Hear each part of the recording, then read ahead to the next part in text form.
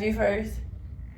Call my wife, let her know I'm having an interview, so do not disturb. Okay.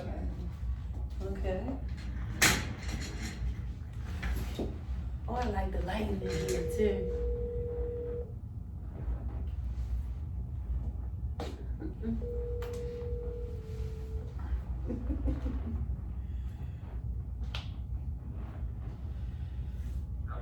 Babe, I'm about to do an interview with my sister, so I was calling you to give you a heads up. So I ain't want my phone ringing or nothing. Alright, love you. Hey, Quintina. Hey, Kendra. Alright, love you. Alright. Ring to go off. We in the studio. We in the booth. Let's go. All right, good. Welcome, everybody. This is Success Story in Real Time, author of Boss Talk, here with my interviewee today, my brother, Takuma Yasin, owner of Nation's Best Moving and Hauling, here to tell us his story and his journey from childhood to now and all of the obstacles that he's overcome. So as you know, Boss Talk is an acronym for Beating Odds, Statistics, and Stress. And I think my brother Takuma exudes that acronym of beating odds, statistics, and stress. So welcome, Takuma. Thank you for having me. Absolutely. So Takuma, I always like to start where people, where you can tell people what you do now, and then we'll go backwards to show how you got there. Okay, so now I do moving and hauling. I have a company where we specialize in relocation, commercial, residential relocation, and trash removal of any kind. That's what I do now, along with a real estate investor, and just added to the portfolio buying stocks. So that's another piece that my sister and a few other people introduced me to. So that's what we got going on now. Oh, amazing. I'd like to add one more thing to the equation. If we're going to talk about now and then scaling back, is that I would also add that he is now officially a lender. So this morning, I needed a little help. My account was in the negative today, and I'm building out, learning how, and this definitely has been a walk of faith. And so I was able to call my brother, along with other people that I'll be interviewing shortly, and borrow $10,000 from him this morning. So we just went to the bank, and we put my account back in the positive. So I'd like to add to his resume now that he's a lender and not a borrower. So was definitely a borrower not too long ago. Used to call my sister all the time, and other people too. You know what I'm saying? So. And I think that's the benefit. And I want to always give credit where it's due also. That also my mother made payroll for me last week, and my sister paid the painter that's finishing up learning how on Saturday. They usually don't like for me to acknowledge them, but I want to be able to always paint the picture of what it looks like to be a boss. It's not just always easy and everything flowing the way that you feel like it should. Sometimes there's going to be insurmountable challenges that you have to overcome and just keep pushing through. So without further ado, I'd like to talk to Takuma. Takuma, we know that Injury shared in her interview that, of course, just for our listening audience, we've lost two brothers, and I know you've seen a lot of other tragedy in your life. But I'd like to start by let's take it all the way back to a little boy. What was your experience growing up as a little boy? And as you know, as a educator and working in the field that I work in, I see young men that are in similar situations that I know about you, but I want them to see what that light at the end of the tunnel looks like. So if you don't mind sharing, starting as young as you want to go back, and your experiences growing up. As young, I guess we can start grandma's house, Okay. living in grandma's house. And how old were you and why were you living at grandma's house? Because as far as I know, we was living in grandma's house. well, prior to living at Grandma's house, we lived on Frederick Avenue, which I don't really remember. Okay. I just know always that's what was told. I clearly remember staying at Grandma's house. I can't really say how old I was back then, but I know we lived at Grandma's house in the middle room. I remember that much, and just living there. And then, So wait a minute, I want everybody to be clear about what a middle room looks like. Cause sometimes, you know, it's the middle room where we was at was a walk-through. So in Grandma's house, you come upstairs, you had Uncle Dickie room back there. I don't know if it was Dickie room back then, but as long as I can remember, it was Dickie room. And then you go through the middle room where we lived at to get to Grandma's room. Okay, so your room, you had to walk through it. Were there any windows in that room? No windows. No, it was just the that's where the skylight was at Okay. in the ceiling in that room. And since I was born, that mean at least Injury and Kaumba and Omi and Abu was all the room that we had. That was the room for all of us. So just to be clear, your mother, your father, your older sister. My two sisters is older than You me, too. and myself. I don't know if Talil was born. If he wasn't born, Omi probably was pregnant with him. Okay. So we was kind of deep in that. So it was 5 of y'all in a middle walk-through room. Yeah. Okay. Yeah. So from there, then I recall. Wait a minute, I'm sorry, Tacoma. 5 of y'all, and how many other people living in the house? So y'all had that one room. I really don't know. I was so young. But your so grandmother I know, lived there, right? Yeah, grandma. I'm sure grandpa. I don't know if Uncle Butch. 9 times out of 10, Butchie was there in the basement.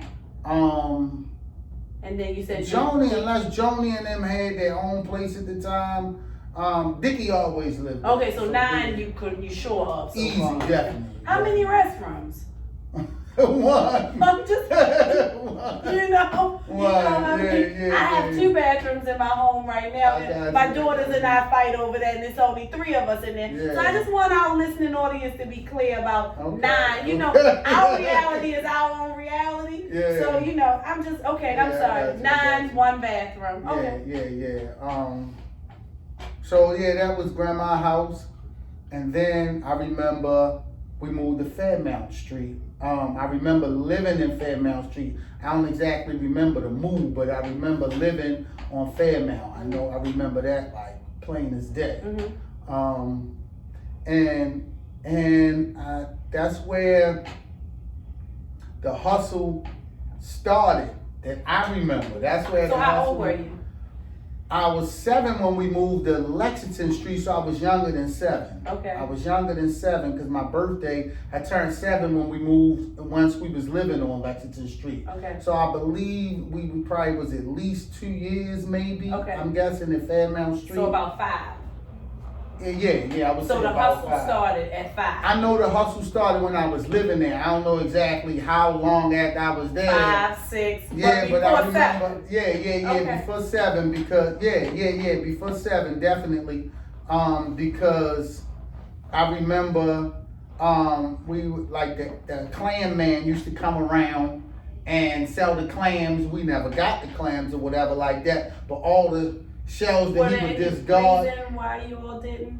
Lack of money, you Okay. know what I'm saying? And I never probably liked that anyway or whatever, but other people used to clam man would come around and all that, but it was so all the clams people eat them, discard them in the street, and I was like, look, let's take these joints and clean them and paint them like rainbow style paint, you know, and like sell them as ashtrays. Oh, And that's what we did. That was at like 7. Under oh, 7. Okay. It was me, Kaumba, Injury, and Talil. I think Talil was a part of the hustle too. Okay, so just to be clear, y'all all a year apart, right? No. Kaumba 4 years older than me. Then Injury 1 year older than me. Myself, and then Talil a year younger than me. So nobody's over 11.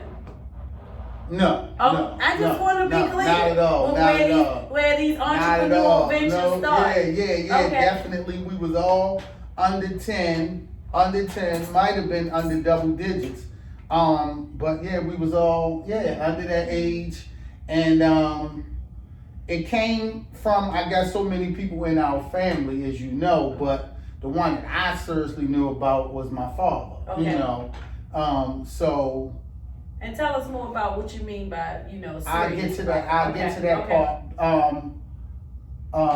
And then I remember, so that was like the first hustle that I clearly remember us selling those not seashells, the clam shells, cleaned out, painted. They still had a little hint of that smell of the clams, no matter how much we washed it out. But it still smelled like that. But we sold some, I forget, maybe a quarter a piece or something like that. And they was real nice looking ashtrays, Okay. you know. Okay. And we sold them. And then I remember my father had an old suitcase, and he kept his shoe polish in those inside the suitcase. Mm-hmm. It was a real old-timey suitcase, and he used to keep all different kind stuff that he was shining his shoes with in his suitcase. And one day I was like, This still before 7. yeah, this before 7, Okay. yeah, because we lived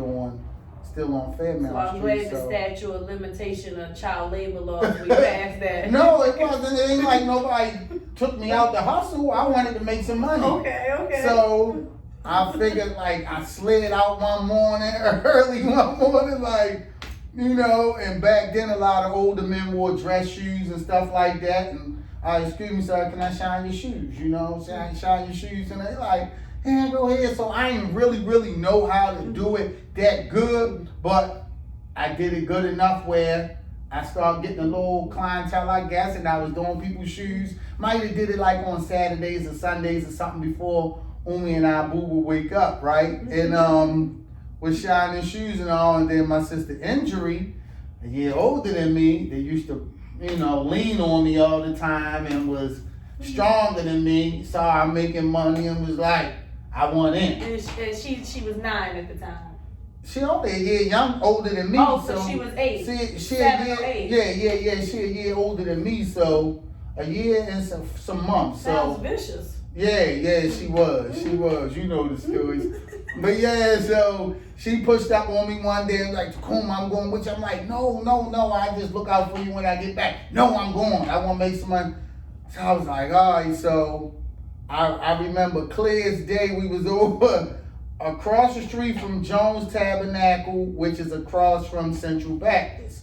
And this man was on the corner, and I asked him, I was like, excuse me, sir, can I shine your shoes? He had on white dress socks, black dress shoes. And I asked him, can we shine his shoes? Can I shine his shoes? And he's like, yeah, go ahead. You know what I mean? And Injury jumped in. No, I want to do these shoes because I think I already did some shoes before and was like pocketing the money. So she want to do the actual shoe so the money can go in her hand. And I was like, so the man said, yeah, but I'm trying to tell her Injury, no, just I do this and no. So she bolt-darted me and took it and got black or whatever color polish we was using, because it was the kind you take the paste and do like that, put on shoes. She got it all over the man's socks and all that. Messed my hustle up that day. You know what I'm saying? But he wasn't that mad about it. He still paid us and all that. And I was like, man, Injury just too much. Okay. We went home, and so that was like the first hustling that I really clearly remember. And so, that was, always wanting to make some money and stuff like that. Okay. But what prompted wanting to make money? Like what, like when I think of... Have-nots. Okay, I just want to be clear. Just keep it in the buck, Okay. Ice cream truck coming through the block. Oh. You can't get none. Okay. You don't have money. I don't have it. Okay. I don't have it was like one of the most said words in our house. I don't have it. Only can I get? I don't have it. I don't have it. So, you learn. Because I just wanted to be clear, like, is this just something you woke up and decided, oh, I got this hustle gene in me, or was it hunger or something that inspired that? I think it was both. I think the gene was in me. It can't help but be in me because of, Abu being my father. Okay. But wanting and not being able to get what you want, make you figure out a way to, Okay. make you get it. You Right, know what I'm right. saying? So, And I think about now, like when I think of my children, I think that experience is a double-edged sword. And what I mean by that is, like, when I think of my children now, they lack all the hustle. Mhm, Because mhm. for me, it was like I wanted to, and I'm sure you probably share the same experience, wanting to do more for them than what I had. But I think that I'm gonna do a little more research on it. There's a little bit of a balance to that, of not overcompensating for what you didn't have when you were no younger. doubt, no Because doubt. I couldn't attempt to get my daughter to go out, and she's around the age that you and your sister were out Mhm, doing mhm. that kind of work. If I even tried to even tell her, come on, let's go shine some shoes to make, Mhm, mhm. she would be appalled. Yeah, and yeah. yours would too. Yeah, no doubt, no doubt. So okay. So fast forward. All right. That was around 7. Take us to 10. Lexington Street. Mhm. Lexington Street. Before 10, 7, 8, 9, all around that time and all that. So, we lived on Lexington Street. Same thing with Lexington Street. And we moved there ourselves. So, the moving and hauling really could have started. Whoa. Yeah. Time out. Yeah, When you say moved yourself, like y'all hired the truck. We didn't know. Oh. We lived on Fairmount Street, which was the 2100 block. So small woman, Fairmount and Pulaski, Mhm. and we moved right to Lexington and Payson, which is walking distance. Like when you say walking distance, because I want people to really understand carrying the furniture that y'all carry. I want people to, From the 2100 block to the 1900 block, so 2 blocks up, but we still had to come down Pulaski, make that right on Fayette. about go how up. many minutes of a walk is it? 4-minute walk, but with furniture a little longer. Okay. But of course we ourselves wasn't carrying the big furniture. Who was carrying it? My mother and my father. So dressers and I'm just curious. Did y'all have dressers? I don't remember. Yeah, Now we so probably ain't had whatever we had, whatever little we had, it was moved. And we had to help out carrying whatever around. So that's probably when the moving started for me. So it's still early. No doubt why I'm probably in moving and hauling now. Because we started so early. But then on Lexington Street, my father, and I'm so grateful to Abu for that,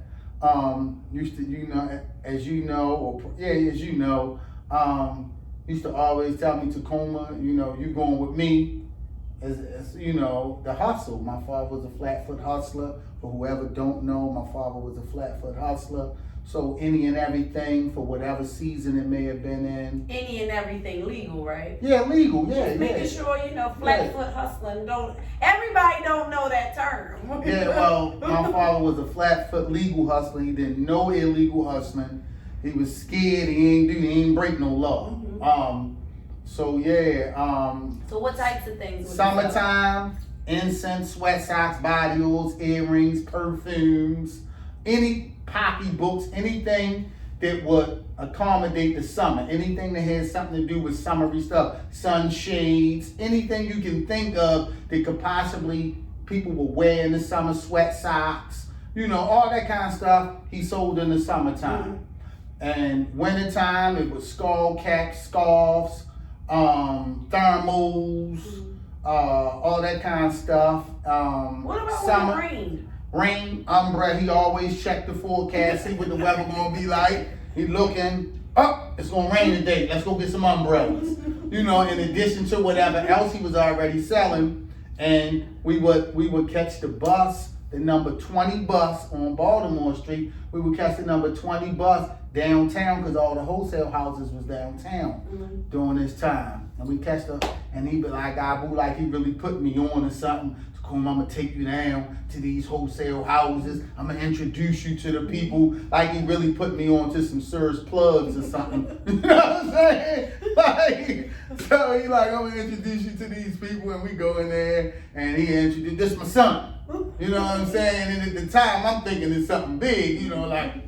chest out. Hey, I'm a father, you know what I'm saying? And he'd go in there, let me get a dozen of these, a dozen of this, and it sound like some big stuff. You know what I'm saying? And he buying whatever he would buy, and then, you know, we would walk back from downtown, and I got the shopping bag. So Wait a minute, you said walk back? yeah, we were selling, so we catch the bus down, you know, to get the stuff, but you can make money from all the way uptown, coming back from downtown, uptown with the stuff. Proximity, how long of a walk is it without stopping? Like if you come, just so we'll understand. From down like Utah, Packer, all them streets, Like back up the Market. way. Yeah, I back up the way. Man, easy 35 minutes. Okay. You know, but my father was in shape. I was young, you know, but of course we were stopping along the way, so my father would be like, you know, Tacoma, I'm carrying bags. My father walked so fast, as you know, our father walked so fast, and he like had a hustle with him, so he'd be walking, Instant Man is back in town, Instant Man is back in town, Instant sweat size body oils, earrings, and like, you know, and I gotta keep up with that. Come on, Tacoma, and I'm, And this is at 9. Before 9. This before 9. Okay. This before So 9. I've just envisioned. 7, 8. Yeah. 7, 8 years old. Oh, I was old enough to be able to carry bags, and it was on. Okay. It was on, and you know, he always told me like, you know, Tacoma, you eat a lot. You gotta come. I'm saying, dang, you know, nobody else really had to. He ain't forced it on them, but he forced it on me. And I always said, you gotta come to Tacoma, this, that, and the third, whatever. And I would go with him, and then we walking back uptown, and we selling stuff and incense. And he Tacoma go over there. He go take these incense over there and say something to them people, you know. And I would be scared and shy, you know. At first, like I'm a little boy, you know. I'm used to seeing my father do it, but I didn't. And he take them over there, you know. And I had to. He made me memorize the names of the incense: Drapanor, Pussy. What was some of them others? No, it wasn't. Egyptian musk, like whatever the body oils names was the same as the incense. Okay. You know, Somali rose. It was like, you know, it's coming back to me. But yeah, he used to come and take these over there, so I go out and spread them out. Hey, how y'all doing today? Y'all want to buy any incense? 25 in a pack for $1. I think it was 20 or 25 in a pack for $1 back then. And then they had the big jumbo ones. It was less, but for the same amount. And back then, a lot of people used to burn the incense in their house in the hood. And, you know, people, oh, let me get 2 packs of that. Let me get this, let me get that. And just the transaction felt so good to me. The sale part, you know, the transaction, collecting the money, then, you know, hitting my father back off with it and all that. And then the most embarrassing part for me was during the summertime when summertime, so my father, summertime, he sell pocketbooks and, you know, so if whatever pocketbook was in style, he never had that name brand. If it was Gucci, he had Suchi. You know what I'm saying? Whatever. I'm saying it wouldn't be real. You know, it wasn't even knockoff. It was clearly spelled different. You know what I'm saying?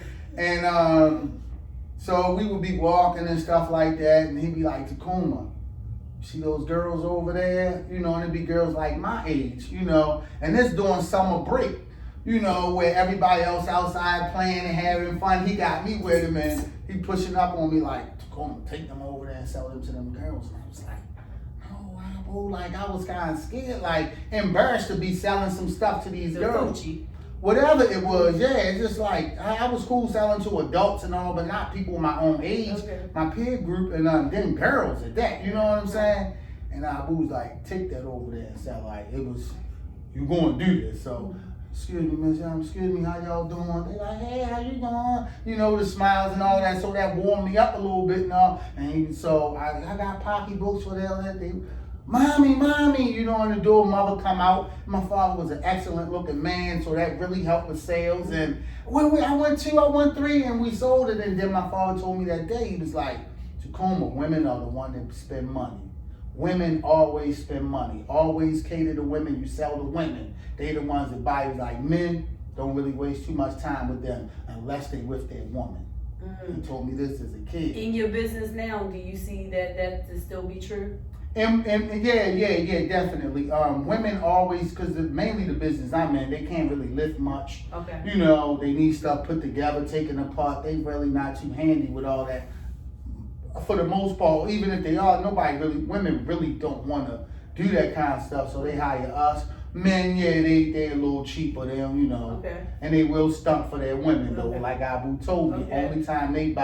the only time you push up on a woman is if I want a man to sell something, if it's the woman right there. Okay. Like you want to buy your girl some pocketbooks, then he gonna definitely go on his Okay. pockets then. But Okay. if the woman not around, no. Okay, so he gave you that lesson. He gave me that early, 7, 8 years old. I never forget that. Okay. Yeah. Did any of your other siblings go out with you all? Rarely. It was Okay. really me and Abu the whole time, most of the time. Yeah, really just me and Abu.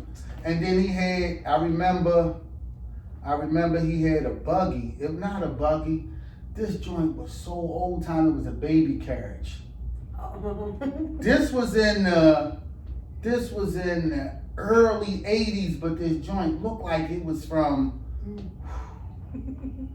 easy the 50s. And what was that, to carry one of your siblings? No, we would put the merchandise in.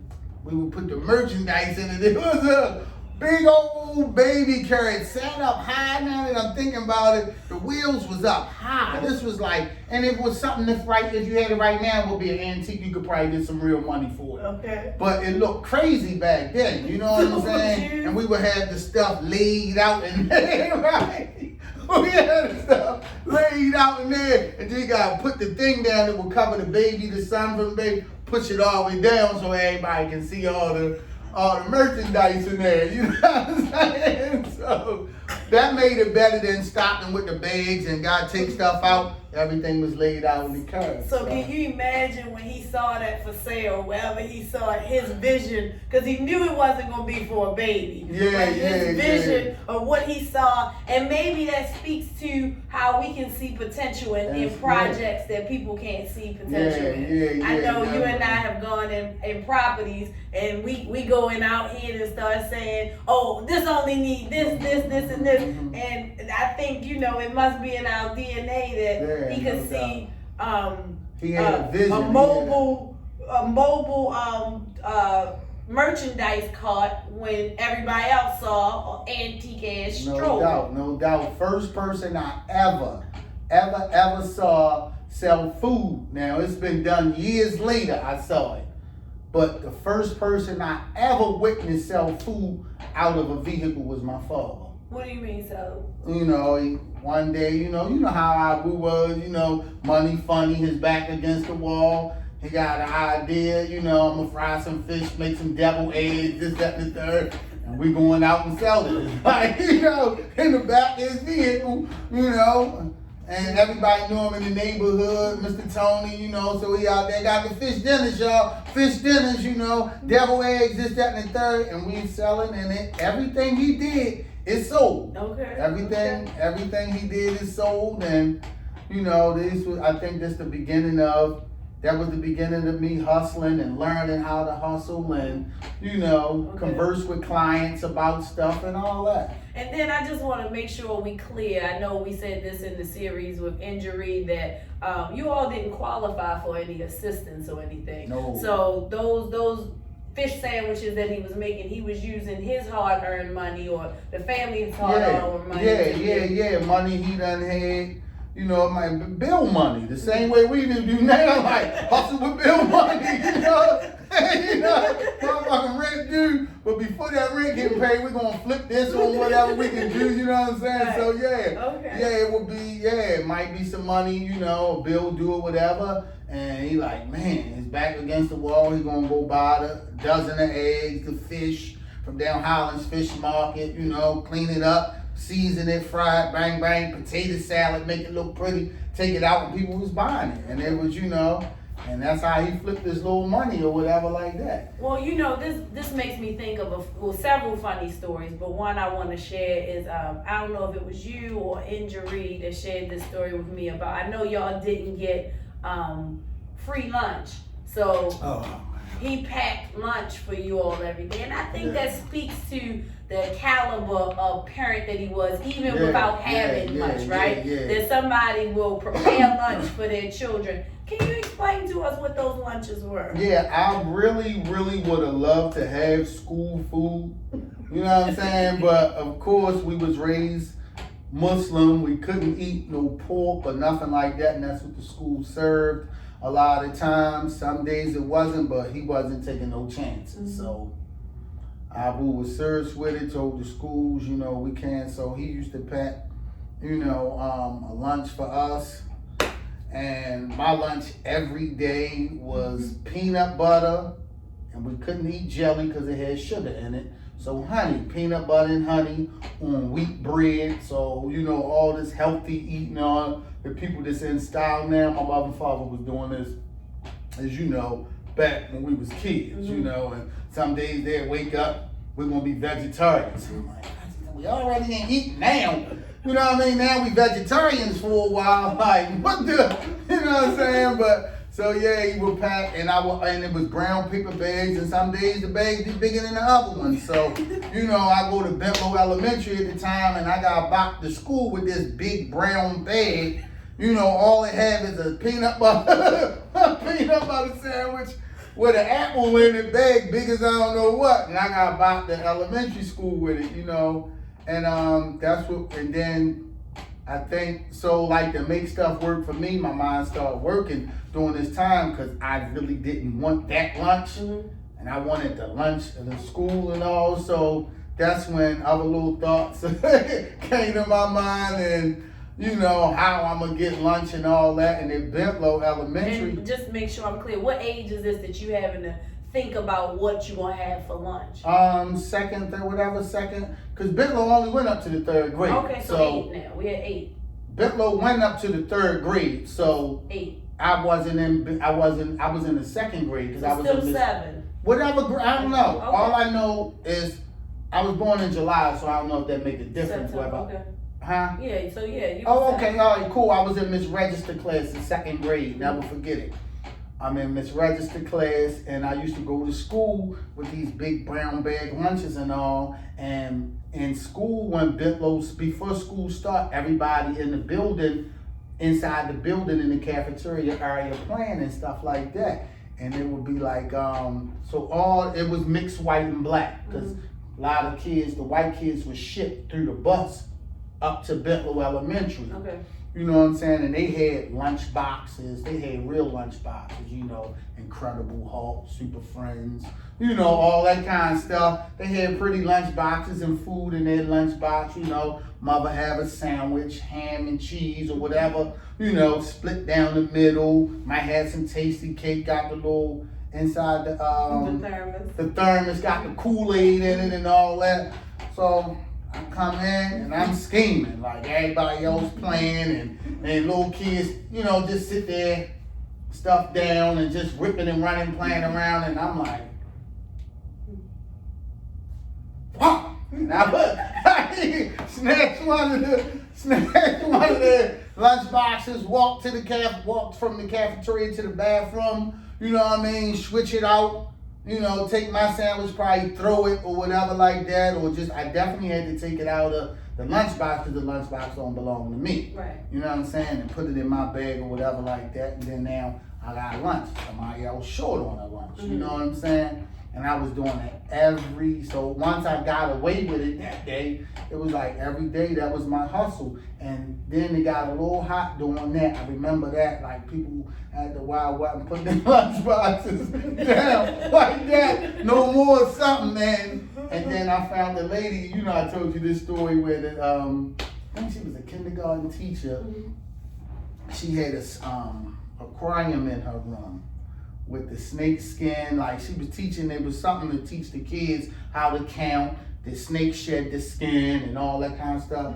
So I would come in the classroom acting like in the morning, like, you know, I want to help out the kids and all that, because she had a whole lot of pennies inside this aquarium, right? A whole lot of pennies.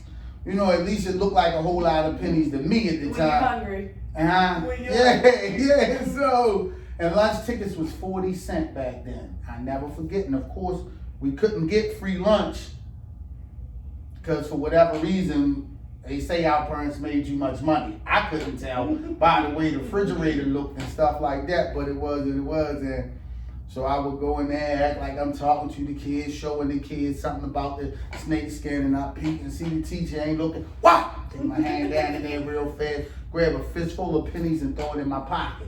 You know. Was it the aquarium wet? No, it was all dry. I want the visual. No, it was all dry. It was all pennies, Okay. and then it was real pennies, the fake pennies, no dimes, quarters, or nothing, just all pennies. And then so she had real pennies and she had the fake pennies too, Okay. right? And then it was like, like stick branches in there and snake skin and all that kind of stuff. It was used to teach, and so I would take my hand down in there and get a handful of pennies, So did you have to shift through the fake and the real? I just grabbed everything. You know what I I'm knew saying? I When was you got to lunch. By the time before lunch, so Miss Winterland sold, she was the principal at Bentlow Elementary. She used to sell the lunch tickets in the hallway before class started. So she had like a little desk set up and the lunch tickets, and there was a long line of everybody in there. Everybody else got a quarter, dime, and a nickel to buy, the lunch tickets were 2 quarters and they get 10 cents back or whatever.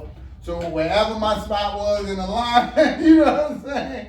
I pulled out. And I couldn't even count all these pennies at one time, right? To count out 40 cents. I used to just pull out the whole, like people pull out knots of money that was not trying to pull it out. Miss Winston would be like, so I got to put them all down there and she counting. And then after a while it got, so she was like, look, what she would say after holding up the line with all these pennies too many times, she was like, look, just drop the pennies here. Later on, I'll bring you your change back and your lunch ticket to your class. And then one day she was like, why your parents don't give you, real money to come to the school to buy a lunch ticket with this hold up my line? And I was like, well, they tell me, to get it out of my money, out of my piggy bank, and that's what I had. We ain't had no piggy banks, but so that was how I used to hustle to get my lunches and all. And during this time, I would just take my lunch that Naomi and Abu packed me and throw it in the locker. Just throw it in my locker, So at the end of the school year, I ain't thinking, I can't think crime all the way out as a kid, I just know that I'm getting over right now. These pork hot dogs they serve in school taste good. Everything that they serve tastes better than this sandwich every day. So I would so one day, so it was the end of the school year and Miss Register said, I'm about to do locker check. I totally forgot about, all these old sandwiches stashed in the locker. Apple and was it apple too?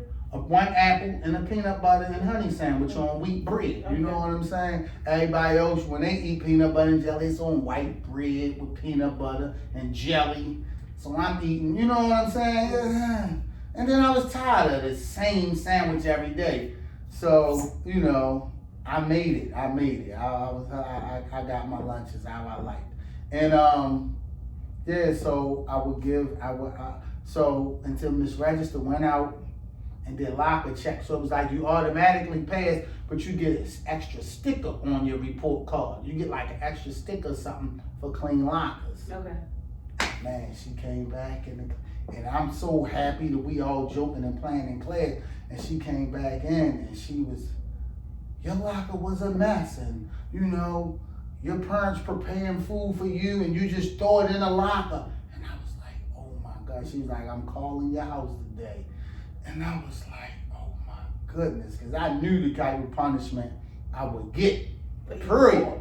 Forget pork, just period what the punishment was. Then something like that, considered throwing their money away, eating pork, all that.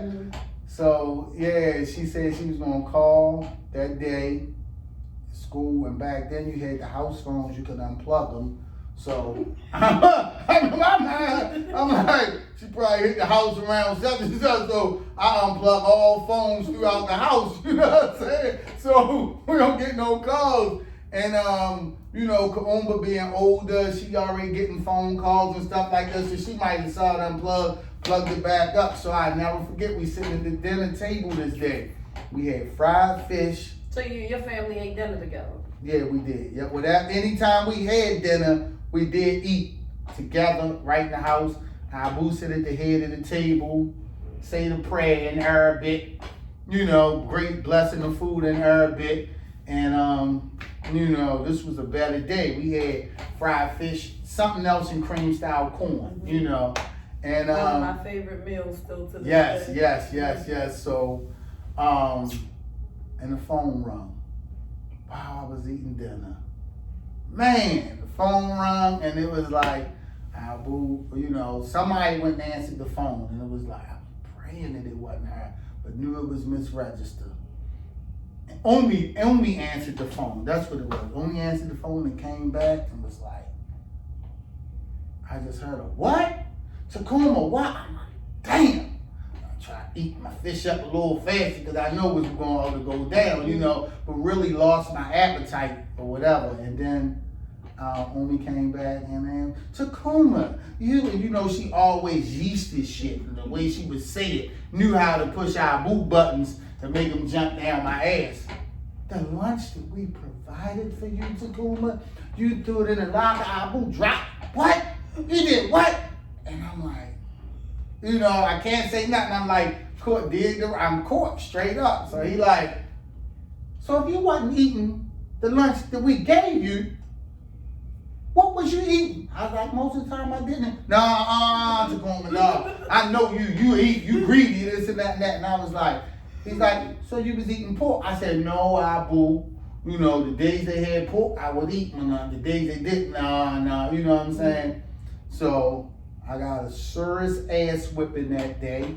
You know, back then it was go get the belt yourself. You know, I go get the belt, he whipped my ass, and I was punished the entire summer. Entire summer? The entire summer. Only when she punished you, she forgot that you was on punishment. But this day, she gave a date. You punished the whole summer. And what did punishment look like? Stay in the house the entire, you know, it was summertime. Don't look out the window. That was that kind of punishment. So similar to solitary confinement. Only thing I had the whole house, it wasn't solitary, like locked in one room, but in the house, everybody outside playing, having a good time, and no. And they held to the whole summer? Only you already know Omi did. Just curious while listening on it. The entire summer. And I used to peek out the windows at times, you know what I'm saying? Stick my head out the window, you know, whatever. And you're how old? Well, I graduated, I was in the second grade. So Still second seven. grade Seven was on my way to the third. Okay, 7 was a hell of a year. My favorite number, but a hell of a year for you. Yeah. So yeah, that was that. So Okay. yeah. Speaking of 7, I know that you've had 7 attempts on your life. That's later on. That's later. Okay, all right. That's later on. We'll get to that then. But that'll keep everybody engaged and listening in for what's next. So tell us what's next. That was 7, 8. That was 7. You know, so from there, I always wasn't the best child. Like, you know, going to school, doing homework, doing everything, you know. And one day, so I always would get in trouble, get deficiencies and stuff. And thanks my little brother Talil, God bless the dead, Talil knew how to write just like my mother, just like Omi. So deficiencies, bad letters from school, I bring them to him, Talil. He was left-handed, right, just like Omi. So a lot of times I would get over like that. And but one day Mr. B told me, you know, Mr. B was my 4th grade math teacher. Don't come back to school until your parent come with you. So it wasn't a straight suspension like 3 days or whatever. He said, don't come back without, you know. And I'm like, I want to just pause for 1 second because I want to make a point here because I think it's really important. I'm glad that you shared all of the things that you shared prior to this part right here, that I personally feel, of course, that that's where the school keeps failing children. Because everything that you named was not a deficient child at all. Mhm, When you mhm. can think outside of the box at 6, 7, to be able to go start a business, to shine shoes, to see that opportunity, all of that is critical thinking. Okay. So I think that's an important aspect to show that it's not the children that can't learn, or they might not be able to fit in the box that teachers are trying to put them in. Mhm. But if you can go out and if you can look at seashells or clam shells and say, oh, I'm gonna make these into ashtrays, that's all kinds of reasoning in. That's all, and I'm gonna clean them up. I'm gonna paint them. All of that critical thinking shows a genius, right? And with the right guidance or the right people encouraging that changes the dynamics of that child. No doubt. So I think that's just a really important thing to just like pause and like let's just like, because when you talk about well, I know this about you, and I'm gonna go back a little bit further, right? Your experience at New Era, right? This is before any of this, right? Yeah, right? yeah, So beautiful. I know for sure that you memorized the Malcolm X play. I was Malcolm X. You were, I was Malcolm X. what I'm saying is, so just tell our listening audience just a little bit about your experience at New Era. New Era was when we lived on Fairmount Street before we moved to Lexington Street. That was So about what pre-K age? and kindergarten. Okay, right. Pre-K and kindergarten, we went to New Era. New Era was a school in Edmondson Village, sat behind Westside Skills Center. It was a black owned school. What was the lady name that owned Mama it? Mertiz. Mama Mertiz, yeah. She owned the school, ran the school, whatever. I think it was like an old church building. If I ain't mistaken, it was like an old church building, and it was a wonderful, wonderful school. They taught us, and I don't know, they must have had money to pay for the school, but my parents was, they was on some black. Mama Mertiz, I think your family still has a bill. But go ahead. So, Go ahead. She was just a good woman. She But was go a ahead. good woman, so yeah, so they was serious about us knowing where we was from, that's why we all got these names, Takuma Injury, Kaumba, Talil, Jabril. Am I missing anybody? And Kendra. And Kendra, so yeah. So that's why we got those names, because our boo was like, my children not gonna have no slave names and all this and all that. So yeah, when we went to New Era, it was like they taught you everything about yourself. Everything. I loved school. Going to New Era. I love school, couldn't wait to get to school every day. They taught me about, and I knew Black history back then. I knew in this Black History Month, I remember I knew Matthew Henson was the first person that ever reached, black man that ever reached the North Pole. I knew that then. And how old were you? Pre-K kindergarten, whatever age that is. 4 or 5. Whatever Okay, age okay. pre-K kindergarten is. Okay. I knew Matthew Henson. I knew Jesse Owens was the fastest man back then. Who else? Oh man, it was so many. Of course, Harriet Tubman. But it was a whole lot of people that we used to we had to know this stuff. This is what they taught us every day, and it wasn't just Black history. This was every day. Right. You had to learn about Black people, and about yourself. So and knowledge of self was important. knowledge of self was extremely important. I think they taught a little not Kwanzaa, what's the language? Swahili. We learned a little Swahili in there. They used to burn cows' dung.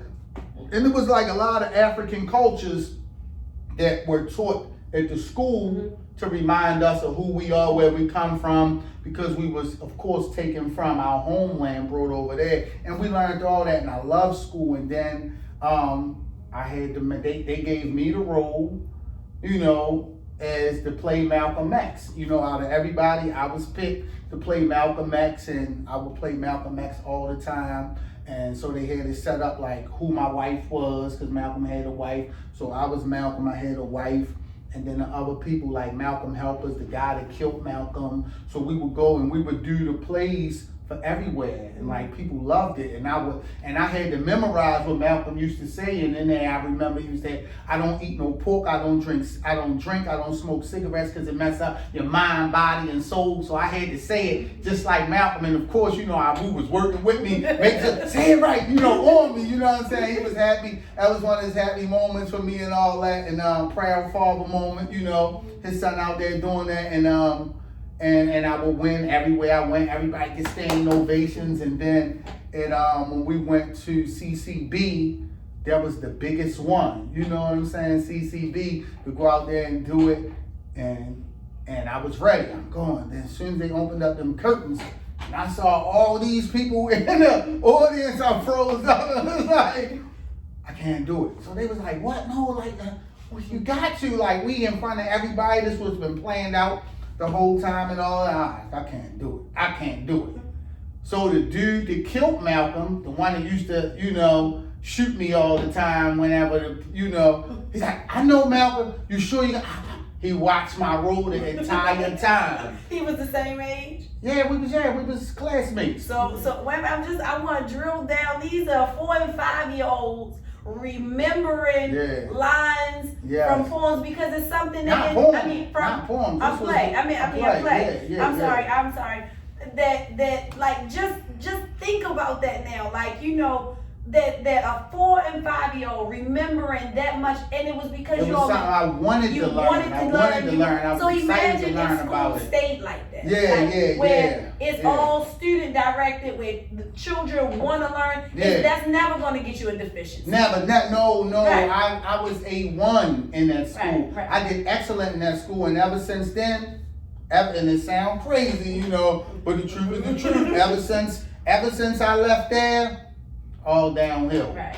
You know, I don't remember the first grade at Bentlow, but I remember second, I remember third, and then all throughout, you know, elementary, you know, I always got in trouble. Right. Always. So this is always going to be an opportunity for me to plug Learning How, and this is why it's so important to have your children in a space that welcomes that environment, that knows the importance of purposeful play, and their activities being directed by them, finding lessons and differentiating learning to each and every child's learning style. There's no one style of learning. All children learn different. Boys sometimes learn different than girls. Sometimes you may have to make reading up on a table or jumping off of, doing cartwheels while doing it, but it has to always be engaging and fun. So I think that you make a great point for what our philosophy at Learning How. I know this is about boss talk, but all my work is always going to overlap because I love what I do.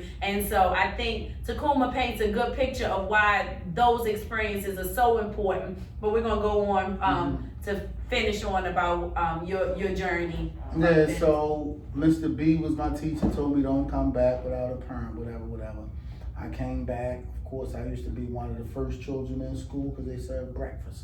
So I'm sitting in the cafeteria eating. We had Rice Krispies that morning and put the little sugar in it, cracked the milk, poured in, eating that. Might have got an extra box or two.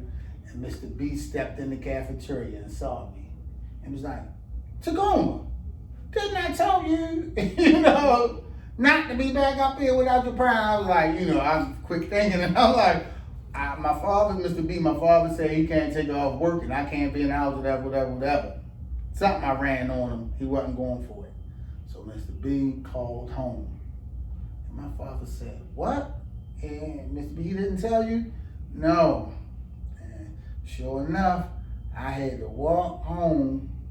That was like walking that Green Mile. That was like, I guess, comparable to people that got walked to the death sentence when they about to get, you know, when they about to, you know, on death row or whatever. And I had to walk home from he was like, Abu said, send him back home, and then I'm gonna send him back to school, you know. And I had to walk home, and Abu was ready for my ass when I got home. I always got beatings or had to do push-ups, but this I got beatings. Push-ups? Yeah, you know, Abu. We used to have to do push-ups on my front two knuckles. What you mean? Wait a minute. You said That's high school you did push-ups? Kenzie, come on now. No. You know elementary school. Come on, you know this. That was my punishment. Push-up, like... Push-ups, 10, you know. 15? Nah, and Kenzie, you know, 50 push-ups on my front two knuckles was average. That was like my punishment. You mind showing our audience your knuckles? They cleaned up over the years, but nah, as a child, my father was extremely militant, so he had us in karate, had us running, doing all that kind of stuff, and as a punishment, I had to do push-ups, and I got punished a lot, so I knew how to do push-ups. Okay. And, but this particular day, Abu was mad, Mr. B woke him up, and when I got home, he had an extension cord for my ass this day. And this was like, I was used to getting ass whippings with belts and stuff like that. But when I came in the room and he shut that door and he had that extension cord, I was like, and I tried to get away and there wasn't no getting away. Abu was drawn. So, I got beaten with extension cord and then right after that, he sent me back to school and it was like, the feeling of being beat with extension cord was like different. Not just the pain, it was unbearable pain, but the mental pain, the emotional pain or whatever that I dealt with walking back to school. I've never been raped, so I can't compare it to that. But I definitely felt violated. I don't know what it feels like to be raped, but I guess maybe next to that. I don't know. I ain't trying to compare, any rape victims may listen or whatever, but it was, Is that when your teacher touched your back? No, that's not what happened. So when I came back in school and I was crying. So Welcome and Bundy was open. I was in the 4th grade. Talil was in the 3rd grade. So his class was right there. So I got to go through the 3rd grade to get to the 4th grade class to get back to my class. And Talil happened to see me, and Talil knew that I had to go back home. So he knew I was in for some trouble. Mm-hmm. But when he saw me, it was like he could read my face. It's my younger brother. He read it. And I'm like, whatever, we went to the bathroom. And somebody, it was another dude that was already in foster homes. And he was already in foster homes, and I don't know if Talil was in the 3rd because I failed in the 4th, so Talil might have been in my class by then. I don't really remember how that played out, but all I know is I told Talil, come to the bathroom, I want to show him something. You know what I'm saying? And when we got in the bathroom, because my clothes were sticking to my back because I was bleeding, like I had welts and broken skin everywhere, so it was like, my shirt was kind of sticking to my back, whatever. And I was like, Talil came in the bathroom. And the little kid who was in foster homes must have read a situation too. And as I'm in the bathroom, showing Talil, like, let me see. And I told him what Abu did, and I'm showing him, I take my shirt off, right? And Talil like, and the little kid ran in the bathroom and saw it, like, oh, I'm gonna go tell. I'm like, yo, you know what I'm saying? I ain't want no trouble. I ain't want to get on me and Abu. I ain't want to get Abu in trouble with nothing like that. But he saw it and haultailed to this. By this time, Miss Powell was our principal, and she came to so he ran and got her. And before I could make it out the bathroom to get back to class, Miss Powell came in that bathroom and was like, what happened to you? I'm like, nah, nothing. And I'm trying to leave out, and she grabbed me, and I.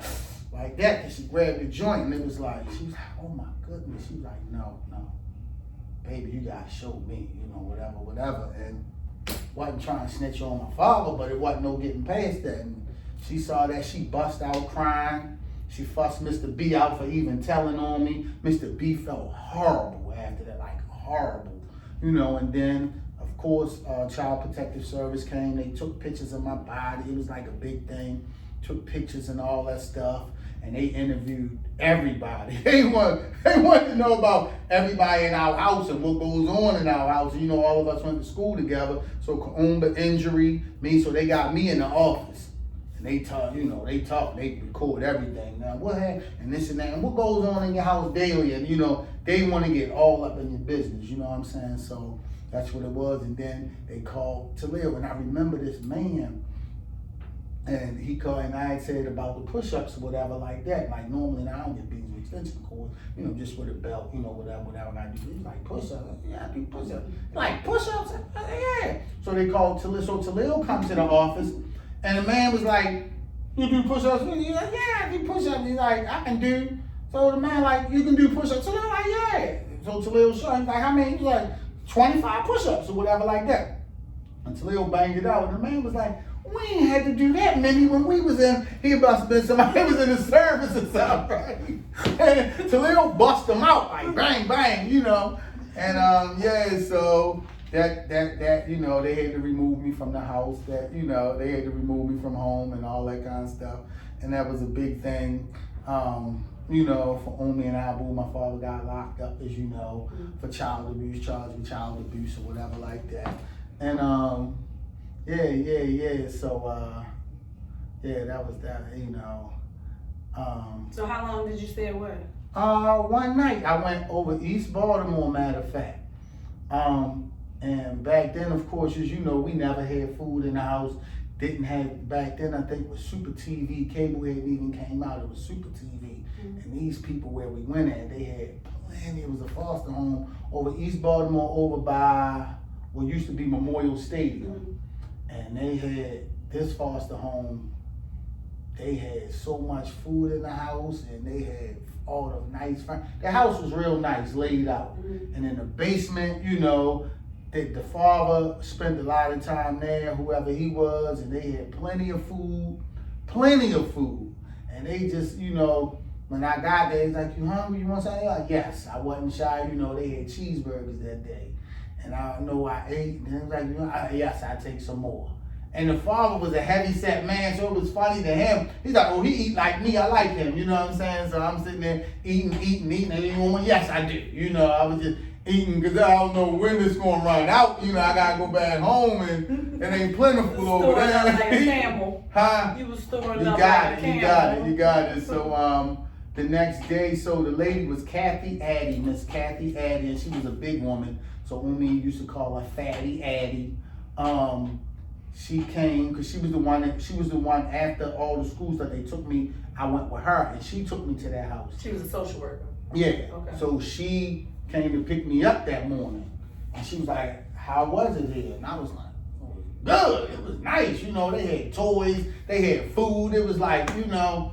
So they was like, "It's nice." She was like, "Would you want to stay here?" I'm like, "Oh, no. You know, I do want to go home." You know what I'm saying? So she was like, "You got an option to stay." I was like, "No, I want to go home." What made you want to go back home? Cause I loved home. I wasn't like I was scared Okay. of home. You know, my father just zapped out on me that day. But other than that, it wasn't no mistreatment that I couldn't. It wasn't treatment that I couldn't bear. You know what I'm saying? At home, that was far off than what it used to do. You know what I'm saying? But I still loved my home. You know what I'm saying? Being around my brothers and sisters. You know, it was four of us. We was together all the time. So to have to stay away, you know, it was fun staying there that day, but you know what I'm saying? I did want to go back home, and then the lady happened to ask, she was like, "Well, you know, you do have another option." What's the other option? She was like, "You could take 30 days. I was like, 30 days? As a kid, you know, man, all this fun, all this food, toys, they got everything. I take the 30. So of course, when we went to court, you know, we went to court and they was like, they was like, he'll be staying 30 days. And Umi and Abu like, what? And it was like, no, Umi couldn't be loud, Abu couldn't be loud, or nothing. Like, what? No, you want what? They're like, ho, you know. I'm like, huh? I know the lady kind of like tricked me, because I did say I want to go home. But she wanted pushing, she I guess thinking, safe. She wanted me to be safe. You know, because after you didn't look like Kunta. Yeah. You know, Okay, I got an older woman. Yeah, you know what? A baby look like Kunta. In hindsight, yeah. You don't really want to send them back. Yeah, you know what? In hindsight, you know what? Now that you mention it like that, yeah. Tommaso. Okay. So, you know, the 30 days. So it was like, oh, she like, telling our boy, you bet not get loud. You know, none of that. You know, don't try to scare him out of this. You know, so we was in front of the judge or something. The judge asked, like, you know, are you scared to go back home? I'm like, no, I'm not scared to go back home. Do you want to go? I said, yeah. They was like, why you asked take you 30 days? I said, because I told her I want to go home. Then they asked offer the 30 days, and I told them I'd take the 30. They was like, why would y'all say? Cause they got food and toys. And they was like, is that the only reason? I'm like, yeah. You not scared to go back in your house? I'm like, no, I want to go back home. But they got a lot of food and toys, and I would take that for 30 days. So they was like, all right, they saw that I wasn't scared, saw that I wanted to be back home, and they was like, all right. And boy, when I got back home, oh my goodness, that was like, I got punished for me wanting 30 days. You know what I'm saying? So on me, every time you want 30 days, huh? You know what I'm saying? Like that. So that was that. You know, and that was 4th grade, so that's 9. I failed in the 4th, so I don't know which I failed. I just remember failing one time in the 4th, so I don't know if it was my first time in the 4th or my second time in the 4th. Okay, so 9 or 10. Wherever around there, Okay. yeah. I think that was my first year in the 4th, so probably about 9 years old. Okay. Yeah. Okay. And all right, let's fast forward to what middle school did you go to? Started off at Harlan Park. So I started at Harlan Park. Then we moved from Lexington Street up to Old Frederick Road. So I went to Harlan Park for a hot second, and then left Harlan Park to go, got transferred because we moved. So I went to Rock Glen, which is West Baltimore Middle. Went to West Baltimore Middle. And by that time, it was kind of like, you know, I was in the 6th grade. By that time, I was like ready to try different stuff, ready to get in different stuff. So I was doing a little different stuff. Ready, you know, like different stuff, like what? Like illegal stuff, you know what I'm saying? No clams, no painting clams. Nah, that was over. Done with you know. ashtrays. Done with incense. ashtrays. I ain't want to sell no more incense, you know. I was going to Rock Glen, and it was like, back then, kids used to smoke and could smoke cigarettes on school grounds and all that. So when I got there, it was like mixed white and black, you know, kids sitting outside, out front, you know, we talking the 80s. So like Lean on Me? No, the school wasn't like that. No. Okay, because when I visualize. Outside I'm talking about. No, Rock Glen, no. Rock Glen was. 11-year-olds, that's my daughter. Harlan Park was like Lean on Me. Okay. Harlan Park was tough. Okay. Harlan Park, yeah, cold-blooded Harlan Park was tough. It was thuggish. DeWitt Duckett had already got killed up there for his NBA jacket a few years before. He was in Columbia. Him and Columbia went to Harlan Park together. Back then, Harlan Park was 7th through 9th. Before they started middle school, it was junior high. So it was 7th through 9th. So whatever, from 7th to 9th, whatever age that is. Well, do you remember what grade he was in? I ain't go to Harlan Park at the time. I was younger, and I knew I had to go to Harlan Park. Coming from Lockham and Bundy, and knowing you gotta go to Harlan Park, it was like, that was across a bridge, you know. So it was like, oh, I don't know which was on you, you know, you going to Harlan Park. And it was like, yo, Harlan Park, you got. But somebody under 13 in your experience was killed for his jacket. I don't know, 7th to 9th, whatever age that was. That's 7th is 12, right? 12 years old. 9th is 14. All right, so somewhere, I don't know what age. All I know, DeWitt Duckett got killed for somebody came into school, killed him over NBA jacket. Did they take it from him? Yeah, he got killed. No, I'm saying, did they shot him and took the jacket? I don't know. They took it, then shot him. I don't know what order it was, but I remember DeWitt Duckett being killed. Okay. I just want to make the point, like, these are experiences that are regular to you, but I would cringe at my 11, 12 And I knew I had to go to Harlan Park. After somebody was already going there. Yeah, and it had a reputation before DeWitt Duckett got killed for being a tough school, but somehow or another, the people that got in there did whatever they did. And so I knew I had to go there. But once I went to Rock Glen, I got put out of Rock Glen.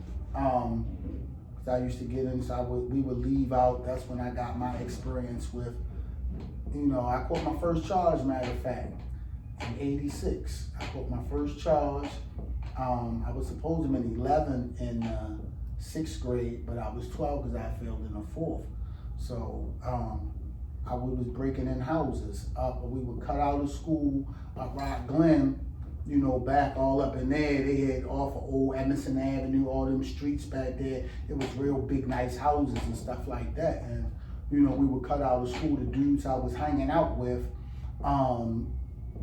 like a few of them was around my age, and then there was a couple older dudes. One of the older dudes that went to that school, then they had some older buddies that didn't go to that school. They may have been in high school, I don't know. They probably wasn't going to school, but we would all hang out together, like cut out of school, meet up with them, and then we would go all around Cooks Lane, any of them houses, and we used to do B&Es every day. What would you all be looking to find? Everything in the house, any and everything in the house. You know, like I was 12, and I was green. I wasn't as off the porch as them because Umi and Abu was like more on us, you know, but I'm in school, I got, you know, I could slide out, Umi and them don't know what's going on, and I was with all the bullshit back then. I was with it. I'm ready to try whatever and all, so they had me as the lookout guy. Okay. You know what I'm saying? So green meaning, not just to be clear, and being naive. Yeah, Not yeah, off yeah. the porch meaning you were inexperienced. Yeah, you got it. So, you know, it would be like, I gotta go knock on the door, because all them known in that area, they live around there actually. Okay. So they got me to go knock, so it don't look strange or whatever. I knock, kind of like listen, make sure nobody ain't coming down the steps now, and I'll be like, I go back, yo, it's a go. You know what I'm saying? And they'll go around, one of them will go around back. Or they'll all go around back and like break in through the back, you know what I'm saying? And my job is to stand out front.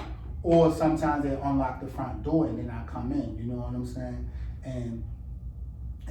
So because I was green and they knew it, and I wasn't really like their homie like that, I ain't grow up with them, they really breaking down and busting down together. So that whatever they take, say it was jewelry, whatever, you know, after the take, you know, we leave and go somewhere, whatever. Like, all right, what's the break? Well, yo, all we got is this, or got, and give me something small out of it, you know. I ain't know they was running game on me at the time, you know what I'm saying? But after a while, every house, we breaking in plenty of houses, and every time we go in there, you know, they ain't got much, you know, and they was doing drugs, so I wasn't smoking no weed or nothing like that at the time, but they was smoking weed, sniffing coke, all that kind of stuff. At 12? I was 12, I was in the, yeah. So they were 12-year-olds sniffing coke? Yeah. So I was 12, the other dude was 12, a couple of them was 12, a few of us was like 12, unless they had failed 2 times, I failed 1 time, so unless they failed 2, they might have been 13, the oldest, you know what I'm saying? And some of them might have been like 14, maybe 15, worst case, you know, we still talking middle school. Mm-hmm. So I remember, they bought some coke one time and they was smoking weed and all this, and we sitting in the house and it was like peer pressure and all that, and they was like, yo, you know, that's one that they had bought with the takeaway, it took down some weed, some coke and all. We sitting in somebody's house or whatever, and they was like, you know, rolled up the J's, it was J's back then in the top paper, and they passing it around, and I'm saying to myself, oh my goodness, like this above my pay grade right here, you know. I ain't with drugs yet, you know what I'm saying?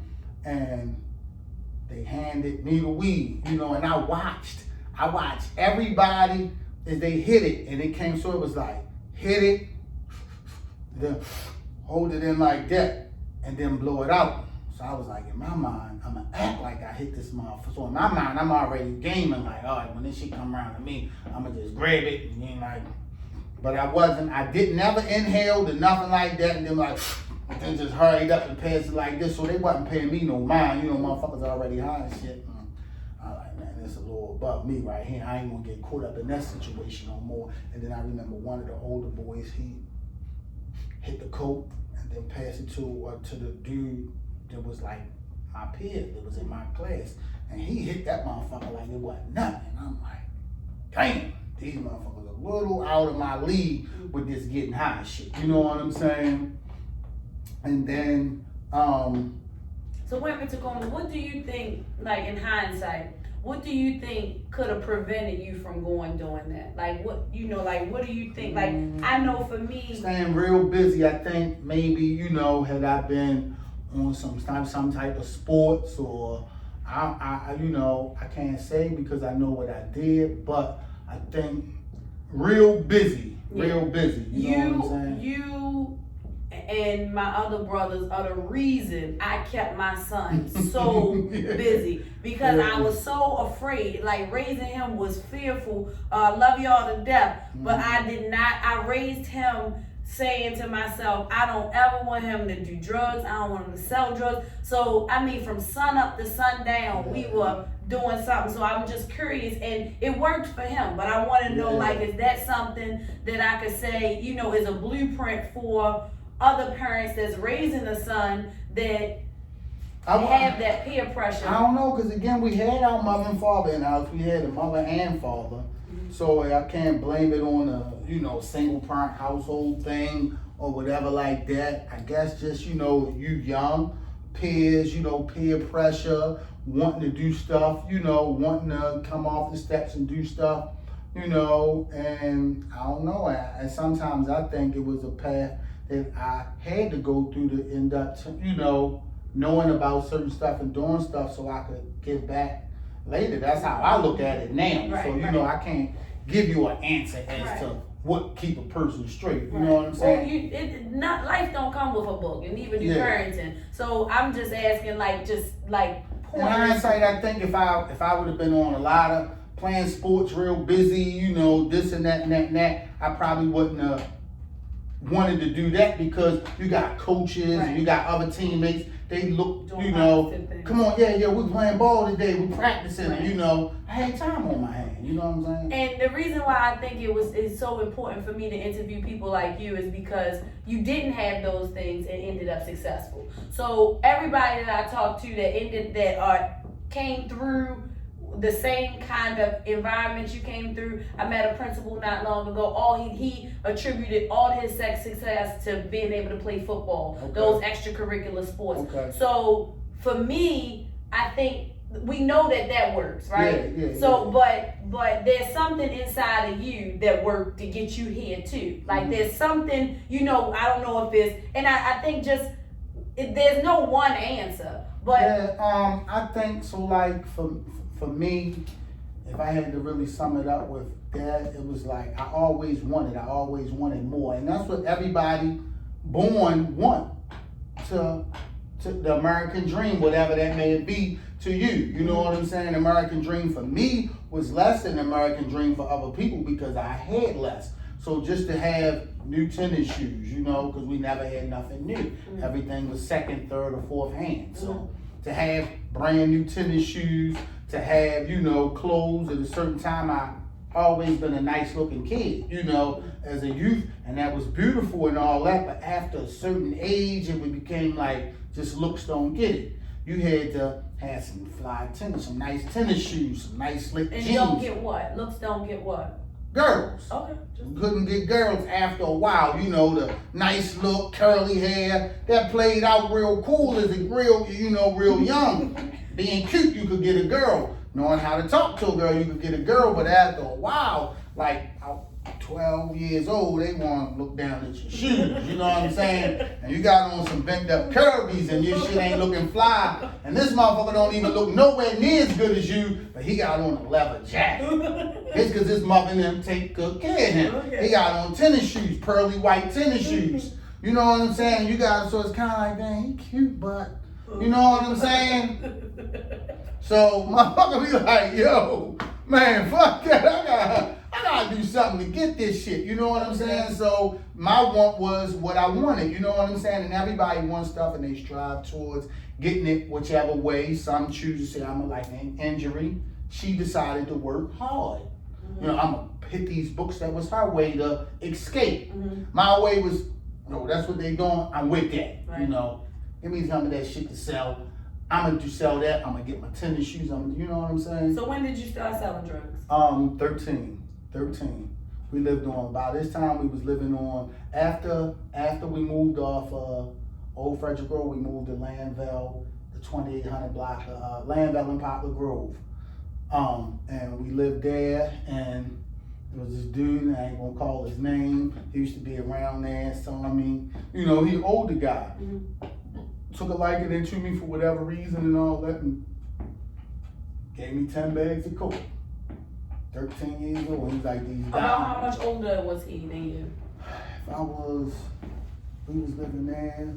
I probably was about 12 or 13.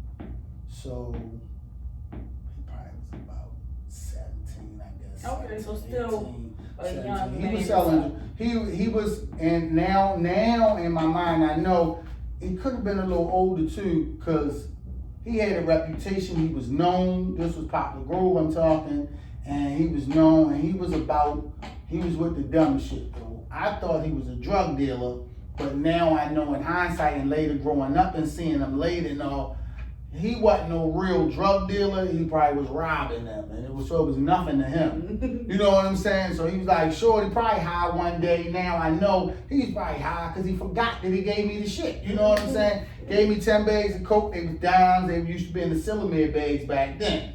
What is a Sillamere bag? Plastic Ziploc bags. The little tiny little 12s, 15 the size, and that's what they was in. 12 by 12 centimeters. I don't know. All I know the numbers of when you used to go to the store, you gotta give me a pack of 12, 15, whatever size bags you use to put it in. But back then, this early, you know, mid 80s, you know, so back then I remember before I started selling coke down on Howells and Pulaski and all that on a bigger scale. You know, I just remember what he gave me, and they was in the Sillamere bags, clear Sillamere bags, raw coke, and it was $10 a bag. He gave me 10 of them. It was like, shorty, I think it was 60-40 back then. It was like, shorty, take 40, give me $60, whatever. I was like, all right, cool. You know what I'm saying? So that was my introduction to the drug game. You know what I'm saying? So did you just automatically know where to go sell it? Now, I ain't know like how to really sell drugs, you know, but I was happy to get a pack, you know what I'm saying? And to me at that time, you know, I'm selling drugs, you know, all I see is, you know, what I'ma have, you know what I'm saying? But it wasn't nothing but $100 worth of shit, but, you know, I went down the way and I told my homeboys and all them, and like, yo, I got some coke, I'm gonna be selling coke, you know, and to them I appeared to be, I always was like a little faster than the guys I hung with, right? I was like the leader of all of us. So they like, yo, you selling drugs? Yeah, nigga, I'm selling drugs, you know what I'm saying? And I remember every bag I would sell, like I get $10, and I sell 2 of them. You know, like, yo, I got some raw coke. Like, raw coke, yeah. Yeah, I got some raw coke. You know, they might buy 2, I got $20. I'm going to spend as soon as it got in my hand.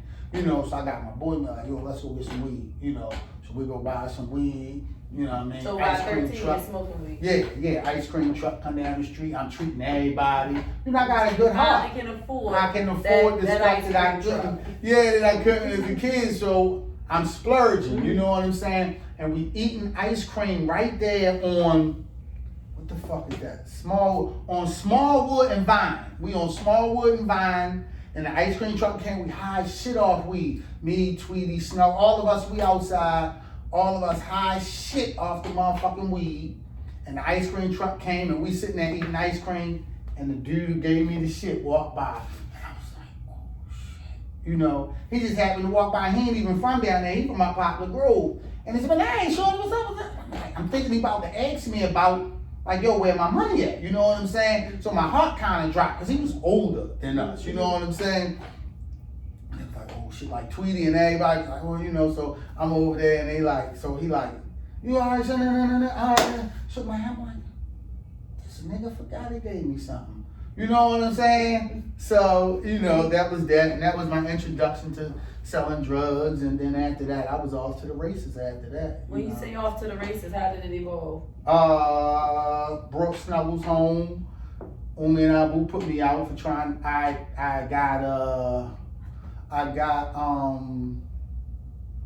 Abu friend Evans to go to the bar for me one time. So me, Snuggles, Tweety, all of us got some change together, got back. Then you could get a 40 National Bohemian for $1. And it's still all at 13?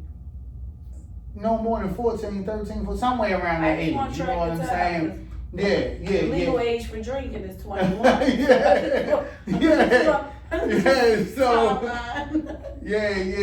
So he was like, so we got our little change together, and we knew the National Bohemian was $1. So, we wanted to drink some beer, all of us drink together. We had $2. So one of his best friends was Evan. Evans, and Evans was a stomped down alcoholic. So he come out the bar. So we standing out front on Vine Street in front of Roots trying to get people to go in there and buy us a bottle. I be like, no, sure, get the fuck away. Like adults wasn't trying to buy us no drinks, you know what I'm saying? So Evans came outside and I was like, yo, what y'all think? They're like, that's your father friend. I'm like, he drunk as shit though. I'm gonna try and ask. I don't know. Evans, can you give me a drink? And the look he gave me, right?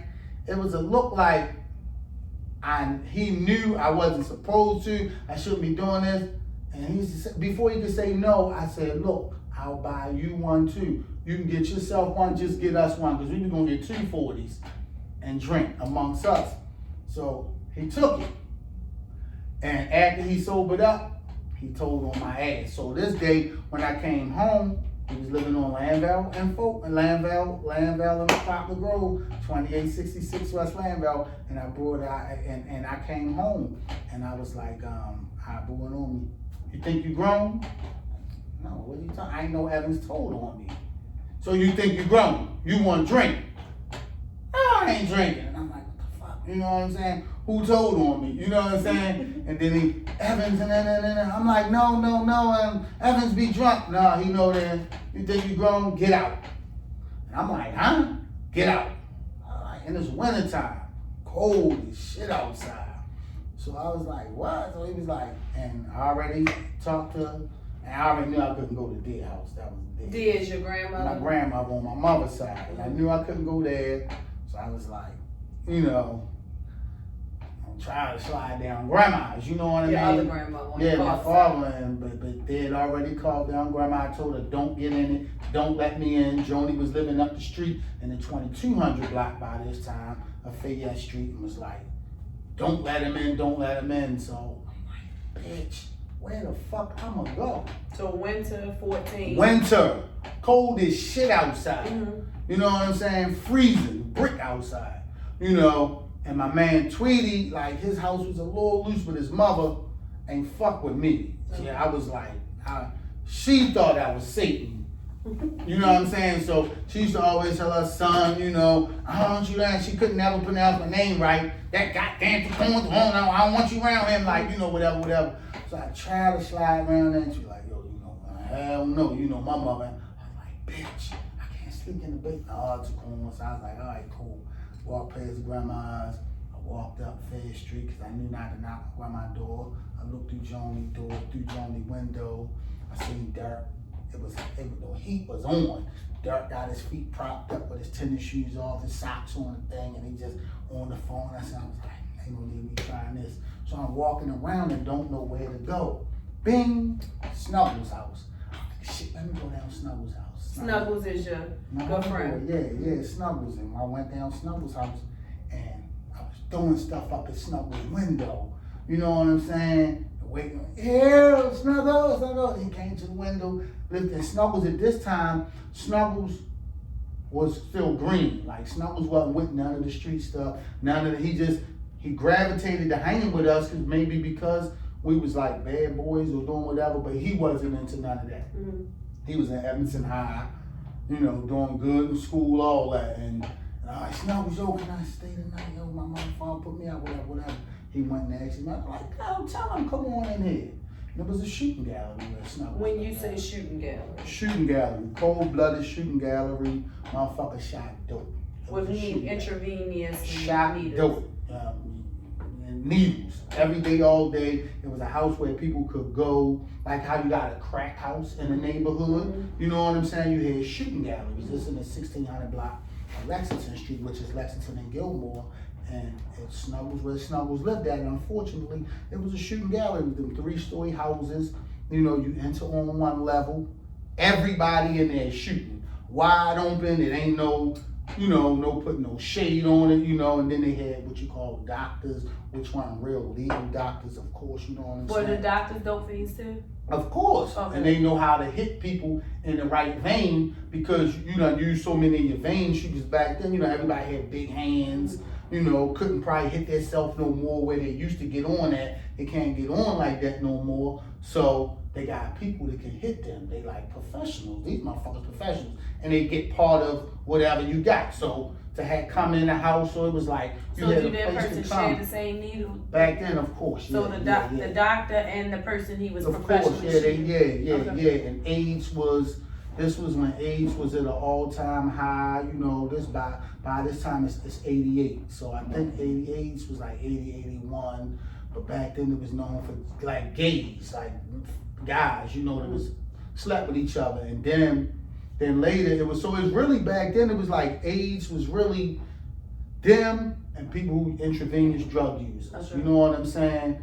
Very rare you was hearing people catching it from having sex, even though you could. Right. But you know what I'm saying? It was definitely known you could catch it from having sex and all. But a lot of people was using needles and all. And as a matter of fact, where I was hustling at that time when they put me out, I started hustling on Fed Monroe. So everybody used to be like, new tools was one of the things they would say, like, when they were like, got that coke, got that dope, and then somebody else be on go, new tools, y'all, new tools, new tools, new tools. That's, you know what I'm saying? That's needles. Brand new needles, Okay. yeah. So and people then, be selling those too. yeah, Okay. yeah, and those things, it used to be like buses that would pull up, and they used to give away bleach. They used to give away like stuff to clean, because they knew people shared needles, so it was like big, stop sharing needles, like, you know, they might have gave away needles. I remember, I recall in elementary school, like, I recall some of it was vans that came around that was giving away needles. That's what I'm saying, yeah. They clean needles. And I was always horrified of needles. Me too. And I would see them walking home from school. Yeah, of course, Right. everywhere. You know what I'm saying? So they had to, you know, they during this time, like I said, they was giving away needles, and then some people sold the needles. New tools, spend $1, save a life, y'all. New tools, spend $1, save a life. You know what I'm saying? That was their hustle. They sold, you know, we selling the dope, coke, whatever, and people got the needles right here. So it was a, you know, one-stop shop. Get that shit, go in there, go. And a lot of people went to this particular house. And I remember you sharing with me before that when you walked in, you could smell blood. That's all you smell. And it was wintertime, so the heat was on. So I don't know how they had heat in these houses, but their houses was super warm. You know what I'm saying? And then I guess that made the smell even stronger. You know, you walk through the house and, you know, and I always been scared of needles. Always, still to this day. I think, you know, what is it? Allergic. I'm allergic to needles. That's what I used to tell the doctors and all. I'm so scared of needles. So, but coming in there and you had to man up. You know what I'm saying? You around stomp down dope things that go extremely hard. You know what I'm saying? When you say go extremely hard, they will do anything. They do anything to get a hit. You know what I'm saying? And they a dope thing. You know they so street savvy because they in the streets. You know what I'm saying? They can see a motherfucker that's green. It's like it's no. You know what I'm saying? They know a green motherfucker and they gonna run game on your ass.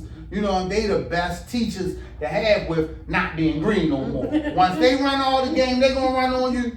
You gonna be hip than a motherfucker. You know what I'm saying? So these motherfuckers was, you know what I'm talking? These was show enough stomp down dope things, big ass hands, you know, legs. You can't barely put on their shoes and shit like that because their feet fat, all that kind of shit. You know what I'm saying? And I was green, and you know, I come in Snuggles' house and all that, and they open up the door. It take about 3 to 5 minutes to open the door because the house get raided all the time. So they had so many contraptions up against the door to keep it from getting so many locks and all that. Then I come in and they see me, you know, and they know I'm up on Fed Monroe selling dope. You know, hey, sure they, you know, and I gotta turn around and motherfucker getting hit in the neck and motherfucker getting hit under here. Like people go anywhere to get on. All in their groin area, between their toes, like you name it, they doing it. And I'm like, you know, and I can't show fear because Snuggles done told me I live with Snuggles.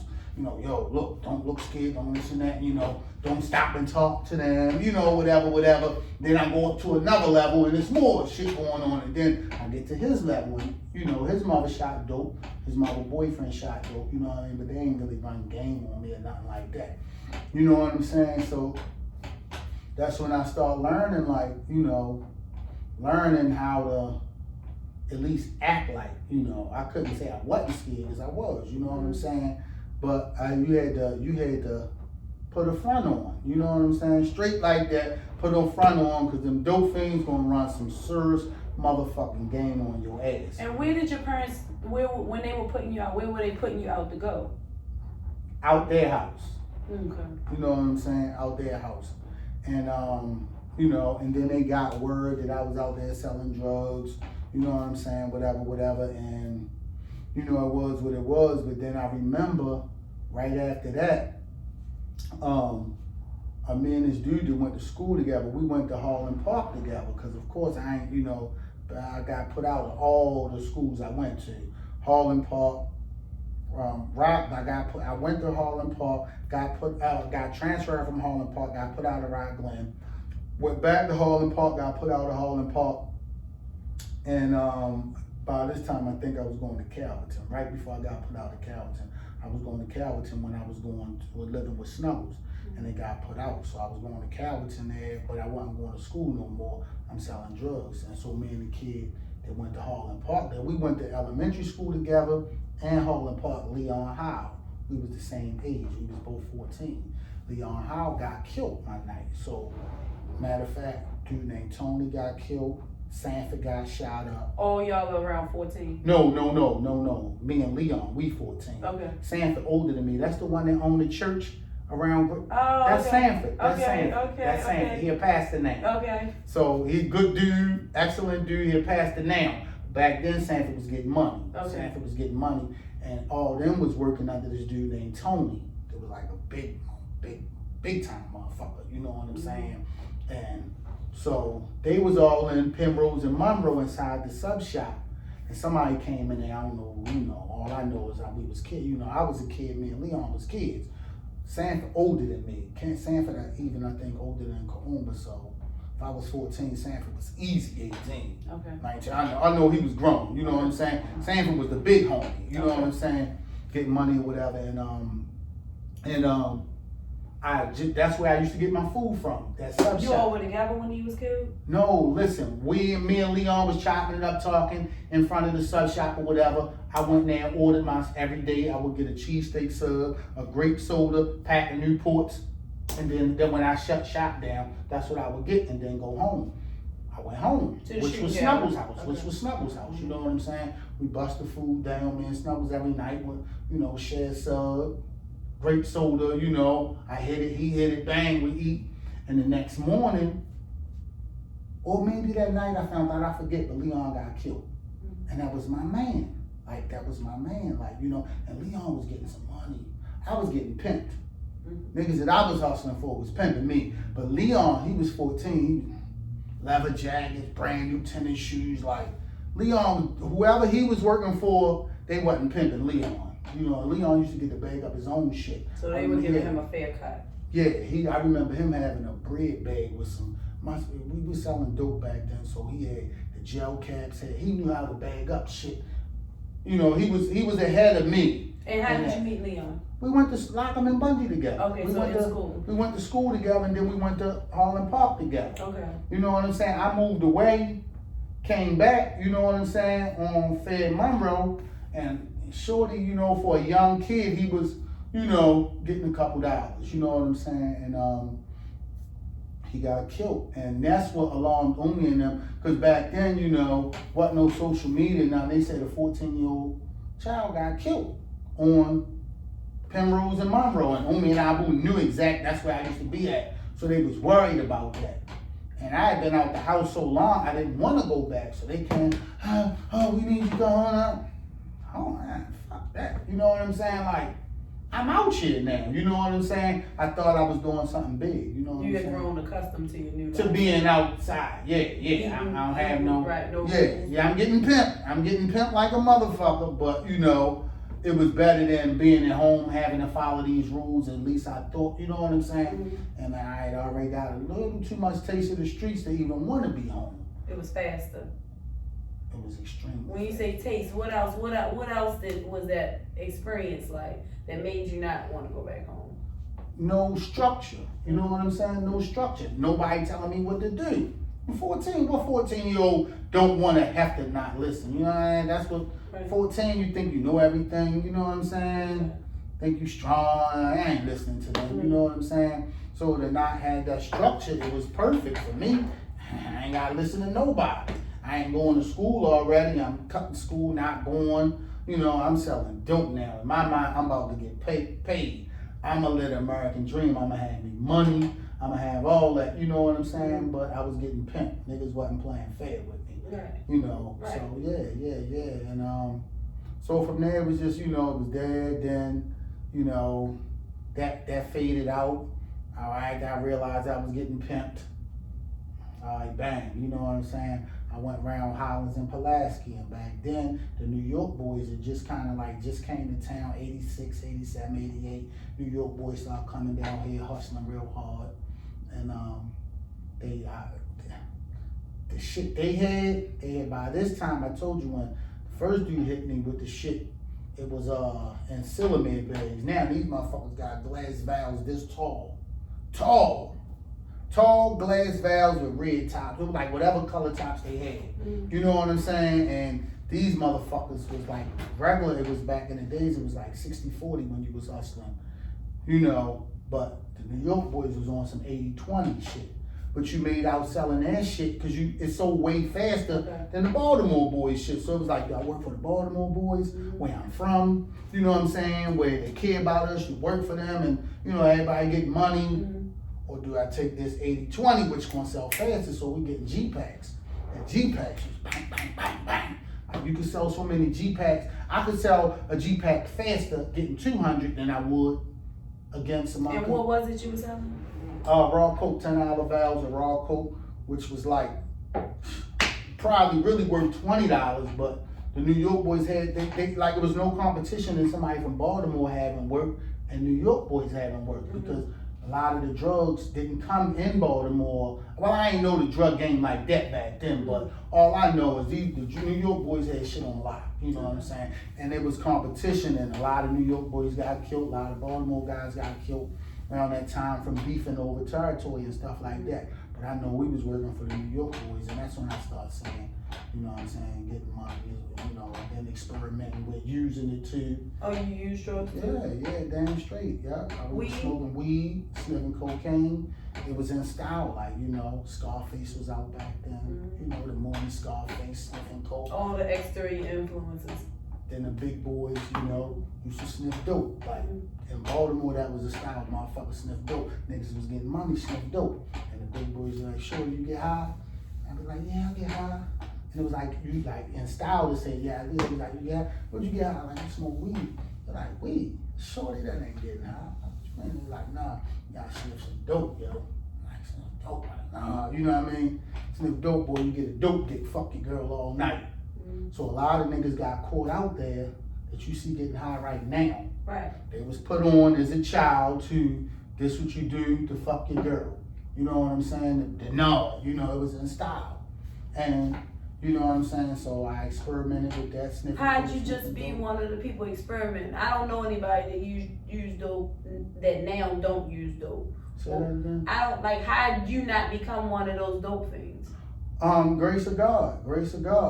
Going in and out of juvenile institution all the time, getting locked up, so juvenile jail really saved me, you know, cause I never had a heroin habit. I used to sniff it, I ain't really give I loved sniffing coke as a kid. 14 years old, this shit had me like talking, fast moving, like, you know, I didn't like the down high, I liked the up high. So I used to sniff coke and thought I was Tony Montana off that bullshit. You know what I'm saying? So, yeah. So when you say in and out of juvie, what were the experiences there that kept you from still becoming? Not around it. You know, I'm gone. You know what I'm saying? I'm removed from the streets. Okay. You know what I'm saying? So I can't get high. And then, you know, so then after a while, kind of like back then it was still in style, but then it started kind of like going out of style. You know what I'm saying? I guess early 80s, mid 80s, late 80s, it was still cool. Like it was in style. No, I'm saying it was even in style longer than that, but I knew that what it was bringing me down. And I stopped paying people who was giving me work, you know, faking robberies. The New York boys, I found out, you know, because like during that time, a lot of Baltimore guys didn't like the New York boys. And then there was some dudes, you know, that was serious about trying to kill the New York boys. And they was like, if you work for the New York boys and you from Baltimore, we ain't gonna kill you, but we're gonna rob you. You know what I'm saying? If we catch you out there with the New York boys, we're gonna rob you. But if we see the New York boys, they're getting killed. So the New York boys, where I was at this time, wasn't coming out on the block no more. So they giving us guns, giving us drugs, like, yo, go handle that. And I was like, hold on. I see that these niggas, they scared to handle their own beef, and they telling us, take these guns and drugs. I like, oh, these niggas suckers. Oh, okay. You know, I'm in the streets by now. I'm like, oh, these niggas getting took. So I'm faking robberies all the time. I'm acting like I got stuck up. They used to give us G-Packs and shit. So I go get a motherfucking G-Pack, go around Tweety House, and I used to tell all my boys, like, we would all get packs together and be like, yo, we tapping all these valves. Like, you know what I'm saying? We gonna tapping, what does that mean? Taking coke out of each valve. I get 100 valves, you get 100, it's like 4, but we get 100 dimes. Mm-hmm. And these packs, so it's 400 dimes. And we hitting them. I'm telling them, like, we taking some out of each. It's too much shit in this shit to sell for $10. Mm-hmm. This ridiculous. We taking some of this shit for ourselves. So we got big ass pile for ourselves, because we each hit it and leave it in the pile. You know what I'm saying? They like, Tacoma, I don't know, y'all the New York. But man, fuck the New York. Nigga, we tapping these valves. You know what I'm saying? So we put it all in the pile. You know what I'm saying? Like, this ours. You know, we're gonna get money later, and then we're gonna go sell. So I would take the pack after that and go outside for a while, stand around, bullshit, take it back in Tweety House, run around the corner. Now, yo, they got me. Like, what happened? Yo, I got stuck up. They like, damn, yo, B, yo, son, B, yo, you know you gotta work that shit off, kid. And I'm like, work it off, but I knew that, you know, I knew the rules, and I'm like, damn, yo, but damn, I got stuck up. Yo, son, yo, B, yo, take this gun, yo, make sure, you know. I'm like, all right, give me the gun. So now I'm taking that gun too, you know what I'm saying? I got a gun, I got another pack, I'm gonna put that pack up, you know what I mean? I might sell some, bring them some money, sell some, bring some money, you know, then figure out like I got robbed or police shit, the staff found the gun and the stash. Like I'm getting high, I'm sniffing coke, so my mind is like on some crooked shit anyway, you know what I'm saying? So I'm faking robberies, I'm doing this, I'm doing that. Juvenile saved me, and I came back home. And Juvenile did my time, you know. What did you go to Juvenile for? For the first time I went out, because by that time I had started doing robberies and shit, like strong arm robberies. So the first time I ever physically went away. Strong arm robberies, like strong arm not using a gun. Just your regular robbery, like you got armed robbery, you got robbery where you snatching people's pocketbooks and all. Then strong arm robbery, you like beat people up, throw them in the L, run their pockets, stuff like that. Okay. So that's what I went to jail for. My first time ever going out training school was for that. Okay. I was hanging out with a dude, he had a heroin habit. I was living with them, matter of fact. Okay. I was living with them. Snuggles, baby mother, brother, Mike. I'm living in the basement with him. He used to wake up in the morning, you know what I'm saying? And always made it like we French. Yo, get up. It be early as shit, dog, outside. Yo, get up. I'm like, yo, fuck, man, yo, what time, yo? We ill. I'm like, huh? We ill. Everything was we. I ain't ill. I ain't got no motherfucking dope habit. You know what I'm saying? Dope, you know, heroin, you got physical sickness, you know. Sniffing coke, it wasn't like you had no physical illness. You know what I'm saying? I wasn't gone off the coke like that, but he sniffed dope like that. So every day we used to have to get up and we would walk down to like Baltimore and Carrollton, Baltimore and Curry, around that way. There was a lot of check cashing places and stuff like that, and a lot of movement going on, and that's where we would do all our robberies at, you know what I'm saying? Snatch pocketbooks. And how much older was he? Mike was an adult. Mike was an adult. I wasn't. I was younger, you know what I'm saying? I was 14, so but I was living with him. I lived in their house. So, you know, he like, yo, we time to go. We had to go. And then I always been a happy-go-lucky dude, you know what I'm saying? And Mike was a tall, black, and had the meanest mug you could. This motherfucker had a mean mug. He could scare you just with his look. You know what I'm saying? But me and him joked and played all the time, but only in the house. That nigga did not smile outside. I don't know what kind of rules he came up, must have came up under some serious rules, and because he used to, don't smile. And I be like, cause I'm a happy, you know me, I'm happy go lucky. We be down there, you know, talking and joking. Don't smile. I'm like, don't smile. So I'm me trying to fix my face to really look mean. Like, that shit wasn't even me. But Mike ain't play. Ain't no smiling with him. You know what I'm saying? Okay. It's a weakness. Okay. It's a sign of a weakness if you laughing and you smiling and all that. So this is how he schooled me. We joke and play when we in the house. He was a tall, ugly black motherfucker. You know, I ain't lying. Arms long, tall, strong, and he ain't bullshit. You know what I'm saying? Okay. And that motherfucker, he was on some shit that I wasn't, and because I was with him, and he was like, yo, we doing this, and he used to strong arm rob people all day, every day. Okay. And I mean, it took me, and that's what we used to do. Like, yo, the plan would be like, yo, you know, go peep in the store, check somebody out, who's spending the money, stand in the back of the line, you see somebody pull out some money, anything that's worthwhile, you know, I see 150, Mike, a 20, for him it was good, you know. I gotta remember what they got on, go back outside, yo, Mike, such and such, you know, all right, we waiting to cut. They gotta come out the store, gotta go this way. If it's a man, when as soon as you walk past the alley, might grab him back in the alley, throw him in the L. My job, hit him in the solar plex. Once Mike got him in the L, boom, boom, I hit him in the solar plex. He automatically gonna drop like that, you know what I mean? And my arms from his pockets, I gotta take the stuff out of his pockets. Mike slam him to the ground, we gone, we running. Or then some days it was my job to throw him in the L, and Mike hit him in the stomach. You know what I'm saying? So like we doing all these robberies every day. They had a task force strictly for robberies down there. And we was hot as shit, and they was like on it. So many people was being robbed, women pocketbooks being snatched and all that shit. So they was like, we gotta get to these asses, you know what I'm saying? And one day they finally caught us. It was a white boy named Russell that we robbed this particular day. Him and Mike knew each other. Mike always leaned on him. Every time, Russell was scared of Mike. Mike see him, Russell. Like, oh shit. So Russell sold weed. He did his little hustle, sold weed, sold glue, you know, glue that you sniffing and all that. So Mike see him, Russell, give me some weed. And Russell like, okay, give me some weed. Russell, give him the weed. Give me some glue. Like anything, Mike got high off of anything. Coke, dope, weed, glue. Is he still living? No, he did. Mm-hmm. He did. Did he overdose? No, he got killed. Oh. He got killed. Mike used to go hard. Okay. Get people work, ain't pay him back. So these was like my role model niggas that I was looking up to. You know what I'm saying? It was like crud ball. You know what I'm saying? So look what I'm aspiring to at the time. You know what I'm saying? So yeah, Mike got killed.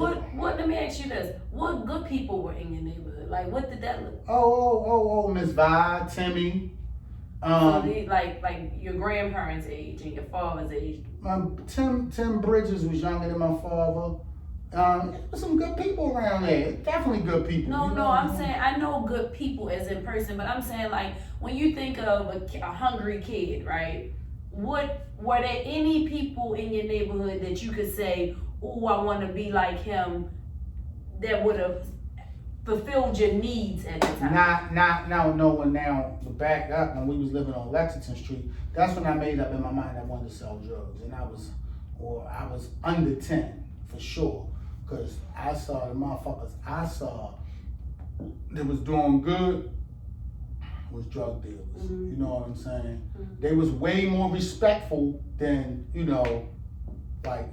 back then. When the older people walked through the block, they stopped. Older people knew what they was doing. Mm-hmm. All the neighbors on our block knew that they sold drugs. Mm-hmm. But when Miss Robin walking down the street, they stopped shooting dice, stop cussing out. Hey, Miss, you all right? You need help with your bags? And as soon as she get back in, it's back on. You know what I'm saying? And I used to be in the window looking or standing out playing outside and all. And I see these motherfuckers, they got on the big ass dookie ropes. You know what I'm saying? Pearly white tennis shoes. And I was like, yo.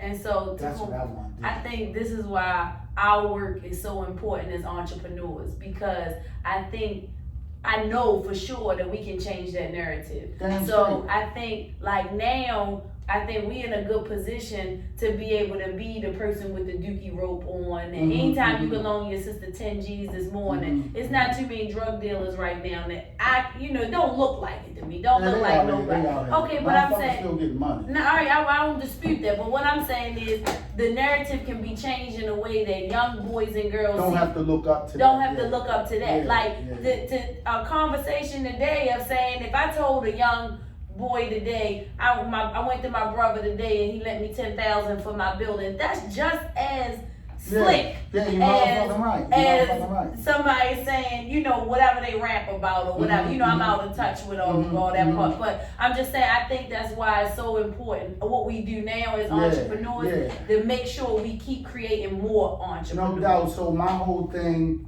to fast forward all the bullshit or whatever I went through and all that. So my thing now, is giving back. Giving Wait a back. minute. I know we're gonna get there, but I wanna really. You've been almost gone from here 7 times, and I think that's one of the. I think the trauma part. Before we get to that part of what you do now, all the wonderful things that you do right now, because I really want people to understand that there is a light at the end of the tunnel. Can you just share that experience of the times that you were almost murdered? Alright, starting with the first one. Start with the first. Alright, South Baltimore. We down South Baltimore. We hustling on Evanston Avenue, fucking with my cousin Poopy. All these my names I'm naming now, these motherfuckers dead now. My cousin Poopy, that was my big cousin, looked up to him. He was getting money on Evanston Avenue. He had an apartment down South Baltimore, and it was kind of like a Section 8 joint. His wife had a voucher for that. They wasn't living there no more. They lived in Owens Mills. They was getting money. Mm-hmm. So they lived in Owens Mills. We Poopy little cousins. He give us this apartment down South Baltimore. South Baltimore, we up on Evanston Avenue selling drugs now. So it was big difference in housing, Pulaski, Fayette, Monroe. Evanston Avenue was fast paced. Mm-hmm. They sold 20s, and back then they sold 25s or morphine. And it was money was ridiculous around there. It was. When you say ridiculous, how much is it? I can't even ask. If I said, I would be lying, or anybody would be lying if they said a certain amount that came through that motherfucker in a day, because it was really that much. Everybody was around there was getting money. Everybody. Motherfuckers 14 years old had cars. They was driving when motherfuckers was catching the bus. When grown-ups was catching the bus, you had young motherfuckers. And everybody noticed from Baltimore, niggas at 14 years old had big boy whips and shit like that. For real. So and big boy whips a luxury vehicle. top of the line, whatever year it was, that year. 300 ZXs, motherfucking Acura Legends, That's the 14. brand new. Yeah, you motherfucking right. 14, 15, 6 motherfuckers had, and then this was before I came around Evanston Avenue. So when I was on Holland Pulaski, I wanted to be on Evanston Avenue, but you couldn't just go up there and open up shop. You had to be from around there or know somebody around there, whatever. So that was like a dream for me at that time to be on Evanston Avenue. So when I came home from Juvenile in 92, Poop and them was already on Evanston Avenue. Poop, Taleo, the family and all that. So I came home to Evanston Avenue to sell drugs. And I was that was I hit the lottery to be around this motherfucker selling drugs. You know what I'm saying?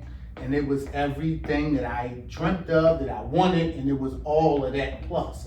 You know what I'm saying? Drugs sold so fast.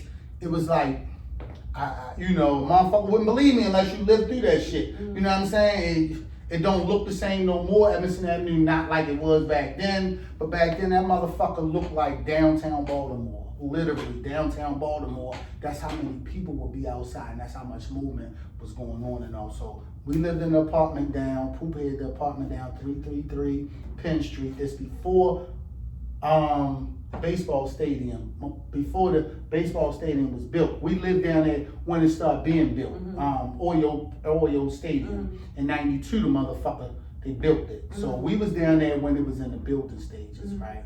And the Raven Stadium wasn't there either. No, fuck no. Right, In the 90s, we didn't get a team till later on. Right. But so what happened, we living down South Baltimore, and it was mixed white and black down there. It's white and black in South Baltimore, Pigtown and all that. So to me and to us, it's weak as soft down there. But we wasn't on no disrespectful shit at all, you know what I'm saying? We just lived there and we hustled up on Emerson Avenue. You know what I'm saying, man? Toledo had a parking spot where we used to park our little, you know, whips at and shit like that, then go back up Emerson Avenue. So back then, it was like really beepers and payphones and shit like that, right? So we on a payphone one time, and we on a payphone, it was 2 phones. So Fatty Pooh was on the phone, Toledo was on the phone, I'm waiting to get on the phone. Fatty get off the phone, I get on the phone. So Toledo on one phone talking to a girl, I'm on another phone talking to a girl. Fatty standing around. Fatty Pooh standing around. And Fatty Pooh was a shit starter. Cold-blooded shit starter. He was with anything, you know what I mean? He wouldn't only start trouble, he would finish it too. So, you know, that was Fatty Pooh. And some guys from just walking past minding their own business. Fatty Pooh. The fuck y'all looking at? Some shit like that. It was like one of them things, and we on the phone chilling, talking to girls, and next thing I know, we hear Fatty and these motherfuckers. So the dudes like, they're like, huh? Like, they didn't want no smoke. They wasn't even starting nothing, didn't want no trouble or nothing like that. And Fatty said something, and then, you know, started going into words like that. Somebody, oh, let me play. So they hung up, I hung up, and we, like, yo, what's up, Fatty? Bitch ass niggas don't know. Yeah, Fatty with all this dumb ass shit, right? You know, so the boy like, yo, man, yo, for real, y'all don't want that.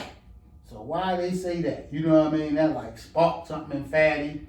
And what happened? And then, so that sparked something in Fatty, and then they was like, yo, I'm telling you, I don't want that, but they was real calm, cool, collective, and all that. And I know Fatty a shit starter. You know what I'm saying? I know this about him, but Fatty was saying it. One of them looked at him a certain way, broke their mug or something. So we with it. So the dude's like, y'all don't want that, whatever. Man, Fatty, you don't know that. So we had a little gun. We had a little ass, young ass gun. And we think because we from Emerson Avenue, we the shit. You know what I'm saying? So we went back in the house, got the gun, and we walking through their neighborhood. Green as a bitch. We walking through their neighborhood, asking, giving the description. Yo, y'all seen these 2 guys and giving the niggas like, yo, what they look like? Niggas and all, we don't want to be brown skin or whatever they look like, right? We giving their description and shit. Motherfuckers like, no, we ain't seen them, we know whatever. So we walked through their whole neighborhood looking for them. Now we coming back down Washington Boulevard. So back then it was a McDonald's like Washington Boulevard and Martin Luther King, it was a McDonald's and all that right there. Before we could cross to get over to that part where McDonald's is at, before you get to Martin Luther King, so as we walking, one of the ladies that lived next door to Mama Shirley, she was walking up the street. She walking, so she see the guys behind us. We so fucking dumb. We walk through their neighborhood looking for them, don't even know they behind us now. Somebody done hit them, that yo, these niggas around here looking for y'all. So we just walking down Washington Boulevard, not looking behind our back and not, man, we catch these niggas, boy, we gonna do this, we talking all this bullshit. These niggas walking behind us, strapped. Strapped down. Meaning with a gun on. Gun, not a gun, guns. It's like 2 or 3 of them. You know, and they walking behind us. And we just got one gun and we walk, yo, when we catch these niggas, you know what I mean? All this bullshit. Being 14-years. We wasn't 14, man. Shit, we was like 17. I was 17. I'm 17, Toledo's 16. You know, this early 90s. You know what I'm saying? So we think we the shit. And again, as an educator, I want to say research shows the brain is not fully developed Hell no. until Fuck they're no. 25. That's why when you kids in charge at that young ass age, I don't think that they should be locked up forever. So it's consistent. Your all's behavior was consistent with 17-year-olds. Yeah, definitely, definitely. So, thank the Lord. The lady it was a lady that was walking up. She lived right next door to Mama Shirley, and she was getting high at the time and all that. I forget her name. A baby girl out there attributed her saving. I liked it. She was like, she saw them. Saw us and wanted to alarm her that they behind us. So she kind of like put her mouth them guys behind the old gun. I'm like, what the fuck? Like, oh shit, you know what I'm saying? Turn around, sure enough, the niggas walking behind us got their guns out, walking right behind us, right? So I guess they was waiting for the fine time to just like light out and something. We had no clue they was behind us. On that parking lot, it used to be a McDonald's, a couple other stores, a cleaners. Supermarket. The supermarket was where the phone booths was at. Okay. Supermarket right here. Okay. So, you know what I'm saying? But when we walking, we're facing the McDonald's. Okay. You know what I'm saying? When she said, you know, whatever she said. So, I turn around, I'm like, so we turn around and we see him. And they had these low ass, almost like a scooter. It was a scooter, but with a little thing over it. The police used to be in like a one person thing. And it was a police officer on the parking lot in that. And the boys, they got their guns. We got our gun, one gun. So we turn around and, you know, and so they're like, yo, y'all looking for us, y'all coming to our neighborhood looking for us, yo, whatever. And they still, these motherfuckers was cold-blooded killers, but they wasn't on no rowdy bullshit. They on finishing. They were finishers, cold-blooded, right? So when they was like, yo, y'all walk down there, yo, I told y'all, yo, we ain't want, you know, like, they really didn't want to kill our asses, you know what I'm saying? So when we turn around, like, I'm closer to them, right? So I turn around until they're like, yo, back up, because I think Talil might have had the gun. You know what I'm saying? But we can't just like shoot out right here because the police right on this motherfucking parking lot, right? So we talking. So the dude's like, yo, y'all looking for us? Yo, what are y'all doing? Like, yo, this our neighbor, y'all, why would y'all even become, you know? And we like, so they trying to talk kind of like sense, you know what I'm saying? Are they older than y'all? No, we all around the same motherfucking Okay, age, okay. you know what I'm saying? We all about the same age, but they ain't want trouble, but if trouble came, they was serious. But they were confused as to why Why y'all. the fuck even? Because Fatty Pooh started the shit. They didn't understand, like, by this, like, you know, back in the days, it used to be like, what the fuck you looking at? And you getting the beefs like that. But niggas selling drugs now. Right. Fatty Pooh was a little younger and still on some, Fatty was on some shit, period. That was Fatty Pooh as a youth. You know what I'm saying? So Fatty wanted smoke. Mm-hmm. He wanted it. That's how it was. And it was Fatty is the brother Fatty of, Pooh, of Snuggles' the brother. one that you were in the shooting In the gallery. shooting Did gallery, he live in the yeah. shooting gallery too? Yeah. But Okay. his father, he ended up moving in with his father. His father did good for himself, so his father and his mother weren't married. Or may have been married, you know, but Fatty Pooh ended up moving with his father. Okay. Michael Sr. Fatty Pooh real name Michael, you know what I'm saying? So, Okay. Michael Palmer. But he lived with his father at that time back in the days, you know what I'm saying? Ended up running away and you know, whatever. So by this time again, like I say, so Fatty had family members from Emerson Avenue, you know what I'm saying? Mm-hmm. And that helped hype. He was already hyped and pumped to do anything. His mother was dead by this time, you know. How did she die? Snuggles' mother died, OD'd off a drug. No, I'm sorry. She was killed. Mother boyfriend, Snuggles and Fatty Pooh mother, boyfriend, I got into a struggle over, I think, a fix over, over the dope, right? I'm She just was strangled asking. or whatever like that. Yeah, Ask because you know that would attribute to somebody being hyped Yeah, up. he was that, like, fatty, yeah, he ain't give a it fuck. paints the picture He of ain't why give a- these yeah. individuals are who they are. But go yeah. ahead. So Fatty, he was with anything. Mhm. Wasn't he just started? He finished shit too. Fatty was with anything. Young, short, handsome, pretty motherfucker. You know what I'm saying? You remember Fatty? And was with it, and then he was little short too, so he might have had a short man complex, so he wanted to prove something, you know what I'm saying? So Fatty, so long story short, the dudes was like, yo, you know, whatever, and they like basically saying, yo, we don't want no child, like what the fuck, why y'all all on this rah shit, yo? They like, yo, all right, so I walk, so look, as I'm trying to walk up, cause they want to squash it. So they like, oh, yo, man, and I try to walk up to shake their hand like, yeah, yo, you right. Cause I'm sensible, you know what I'm saying? I'm more sensible. And I see they don't really want no trouble. These niggas could have killed us. You know what I'm saying? Like, oh, let's squash this bullshit. You know, Fatty really started some trouble for nothing. Niggas ain't say nothing. They sitting there with guns saying, yo, we ain't starting nothing, we ain't want no, you know, whatever. But y'all walking through our neighborhood looking for it. So I'm like, all right, you want to go to shake the hand? So Fatty like, yo, so Talil, before I get up there, Talil like, yo, no, don't get that close. So I was like, yo, I felt that these niggas was sincere about wanting to squash it, so I'm trying to squash it. Fatty, man, fuck them niggas. I'm like, bitch, right when I'm ready to go shake their hand and squash them, man, fuck them niggas, yo. Them niggas don't know, yo, we from Emerson Avenue, so yeah, all this shit. So as soon as I'm about to go shake their hand, they looking at me like, and I was like, pulled my hand back, because this what Fatty said. I gotta roll with, you know what I'm saying? I can't go against my boys, so I'm like, you know, and I'm 17 at the time, so I was like, they like, so that's it? I'm like, yeah, you heard it. That's it. Like, all right, cool. They spent off and walked off. We go back across the street. We sitting in the motherfucking house. We smoking weed. I mean, I jumped in the shower. Now we had a gun in the chair. Like we had a chair that was like this, but it had like lever right here and lever right here. We young and dumb. We think that's a great stash spot to keep the gun in case the police come in, they won't find the gun. You know what I'm saying? So I remember being in the shower. And like, all right, about yo, hit this blunt. So I'm like, all right, I jump up out the shower, bang, bang. Go in the room, I'm drying off, I dry off, put on my shit, and I'm in there hitting the blunt.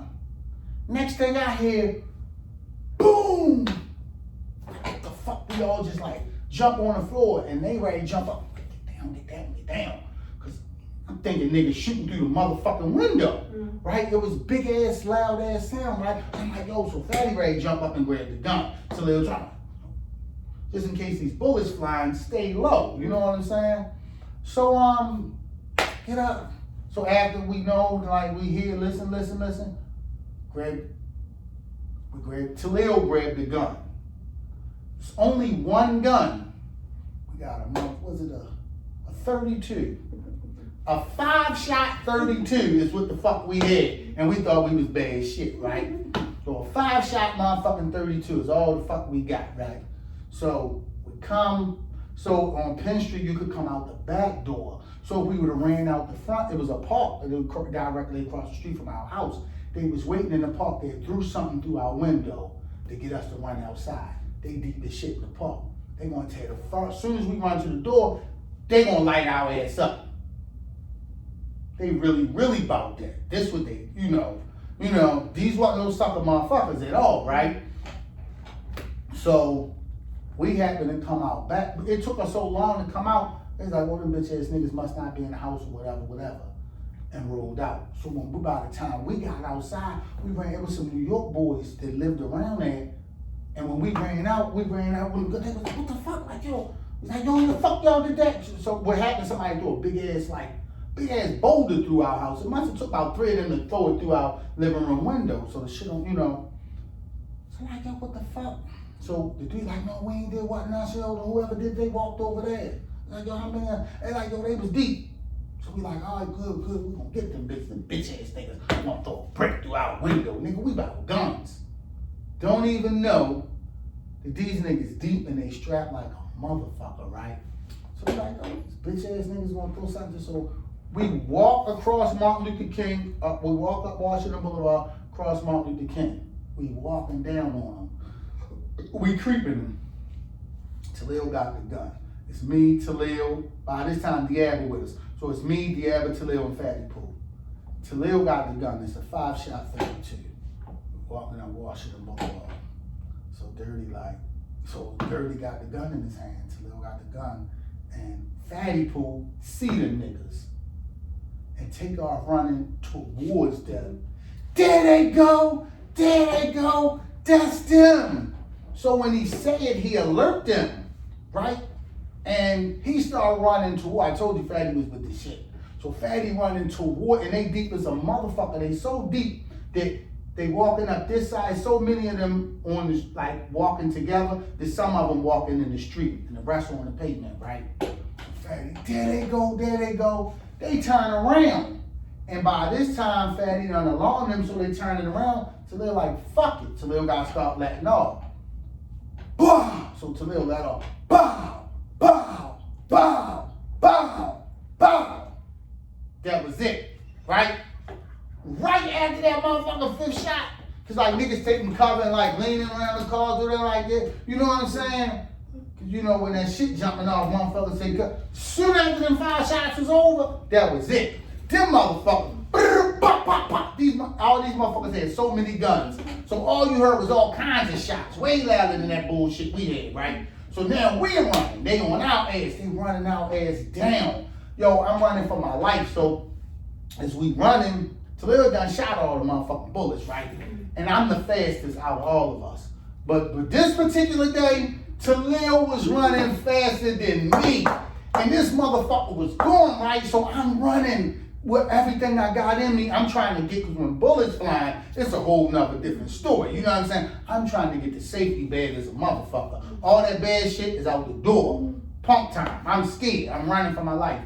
So motherfucking Dirty running with the motherfucking gun, and he done shot all his shots, but I guess to try to keep a motherfucker off of him, he do like this. And I'm running behind Talil in front of me. So all I see is a gun. I can't, and I'm out of breath from running, and all I see is a gun pointed to me. He just do like this to try to shoot behind him. You know what I'm saying? And the motherfucker went, clear. I'm like, I couldn't say, yo, Talil, it's me, you know what I mean?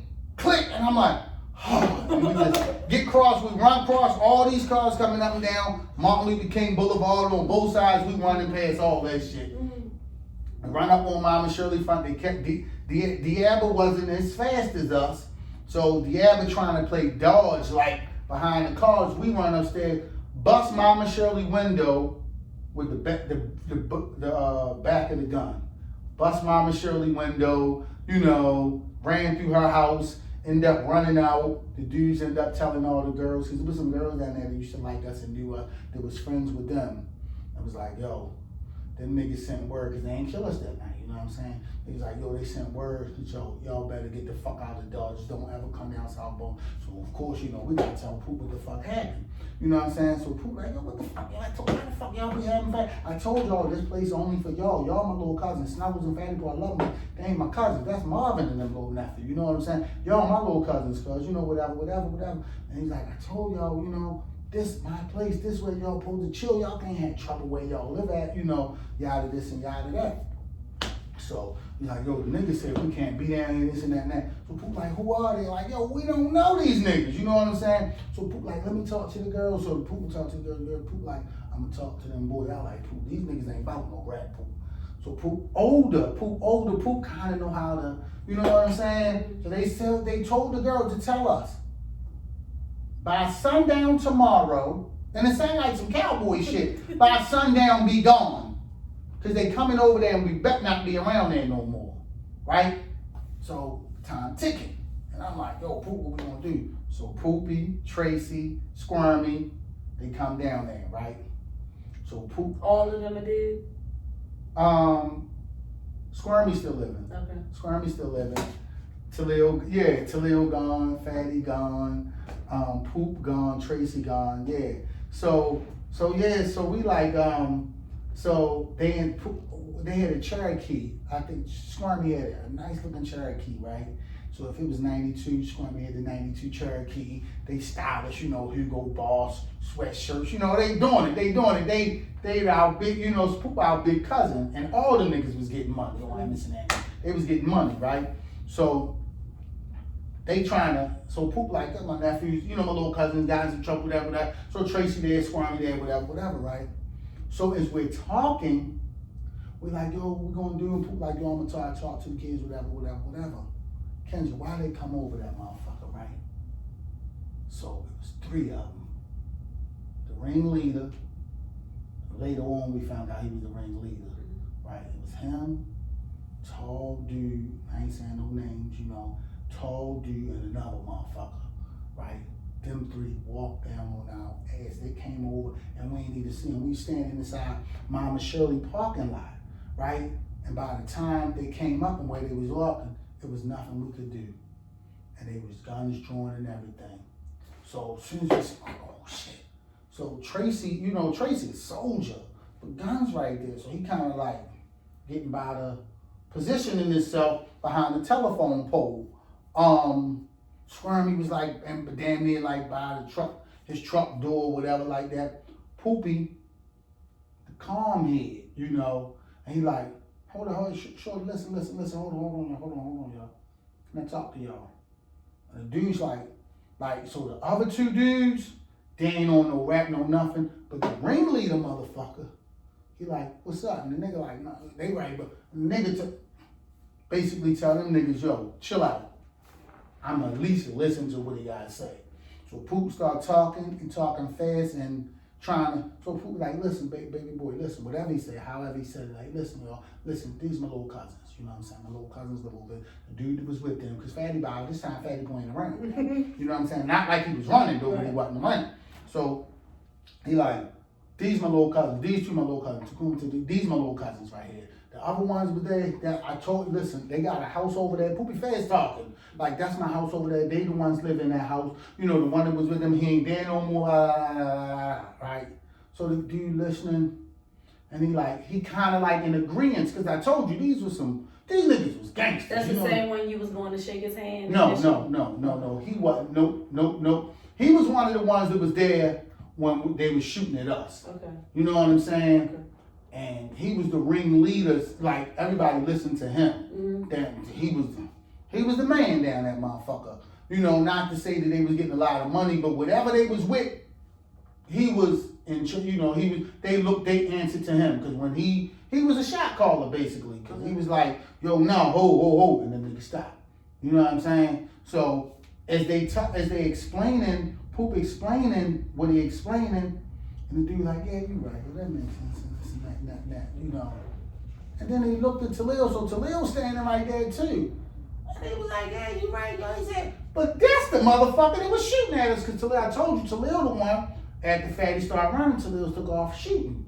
You know what I'm saying? He's like, but that's the motherfucker that was shooting at us. Right after he said that, Talil took off running. Talil like, fuck this rap shit. Talil took off running. And his goons, and like, all you know is the niggas start shooting. We don't have no gun. There's nothing you can do when you're in a situation where niggas shooting and you don't have no gun. Mm-hmm. You know what I'm saying? It's a horrible situation to be in. And then motherfuckers just start licking on, pow, shooting at Talil. Talil took off running. Diablo took off running too. So Talil run. When Talil started running, he fell, jumped back up, and kept running and ran around the little cut line. So all we hear is gunshots, and we know Talil running, we know whatever Diablo running and all that, and we like, oh shit, damn, can't run behind him. You know what I'm saying? We in a situation like we can't do shit. You know what I'm saying? So it was crazy. So, you know, when you ain't hear gunshots for a while, then I heard bah. After a while, I heard bah. And I was like, damn, and I'm crying. Keeping it a buck with y'all crying. I'm like, damn, they gonna kill Talil, you know what I mean? They gotta catch up with him, you know what I'm saying? So I'm crying, thinking, you know, Talil did, Diablo did, them last shots really did it. I'm like, Poop, like, it's gonna be all right. I'm like, man, shit, you know. And I'm still young, I'm way younger than Poop, Tracy, and Squirmy and all that. So next thing I know, not too long, I see Diablo come running around, like, you know, they got that metal fence, that black fence to separate Martin Luther King and over it on that side. So Diablo running up there, and Diablo by herself, so I'm crying like, fuck, where Talil at? She's like, yo, they caught Talil, they ain't catch Diablo, right? And he's like, yo, Diablo, somehow when Diablo got away, they caught Talil, right? So Diablo like, I think they got, I was like, bitch, I'm crying and shit. So later, they catch it, so Talil come around, and I see a motherfucking ghost.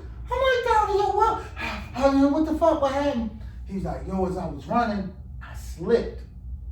He slipped in the grass. The grass was wet. He slipped in the grass. They were shooting at him the whole time. He said, dirt flying up from the bullets hitting the grass, because them niggas shooting at him and trying to kill him. They wasn't bluffing. They wasn't no bluffing niggas. They was trying to kill Talil motherfucking ass. So the tall dude came over top of Talil, did like this, and shot, but his gun clicked. He was out of bullets. So he grabbed Talil out of the, what is it called, picked Talil up. Talil little, he tall, long, nigga, picked Dirty up and like, give me your gun. Talking to the ringleader. But both of them was out, the other two dudes was out of bullets. The ringleader, Talil, you know, Talil think he about to go away from me, and the ringleader was like, look, check this out. Let your motherfucking ass go. But I bet not ever, you know, whatever God intervened or whatever like that, because they had Talil ass. And I don't know if he just had a heart or whatever like that, but he allowed Talil to live. And the other dude, give me the gun. He said, what the fuck I say? And this was Talil telling us what the fuck happened, you know what I'm saying? And the nigga was like, and after that, it's like after they let Talil go, the gunshots was the last one. They just did that in the air like, bow, bow, bow. Like I could have killed you. And when Talil knew they could have killed him, bullets was flying past his ear and the dirt and all that shit, you know what I'm saying?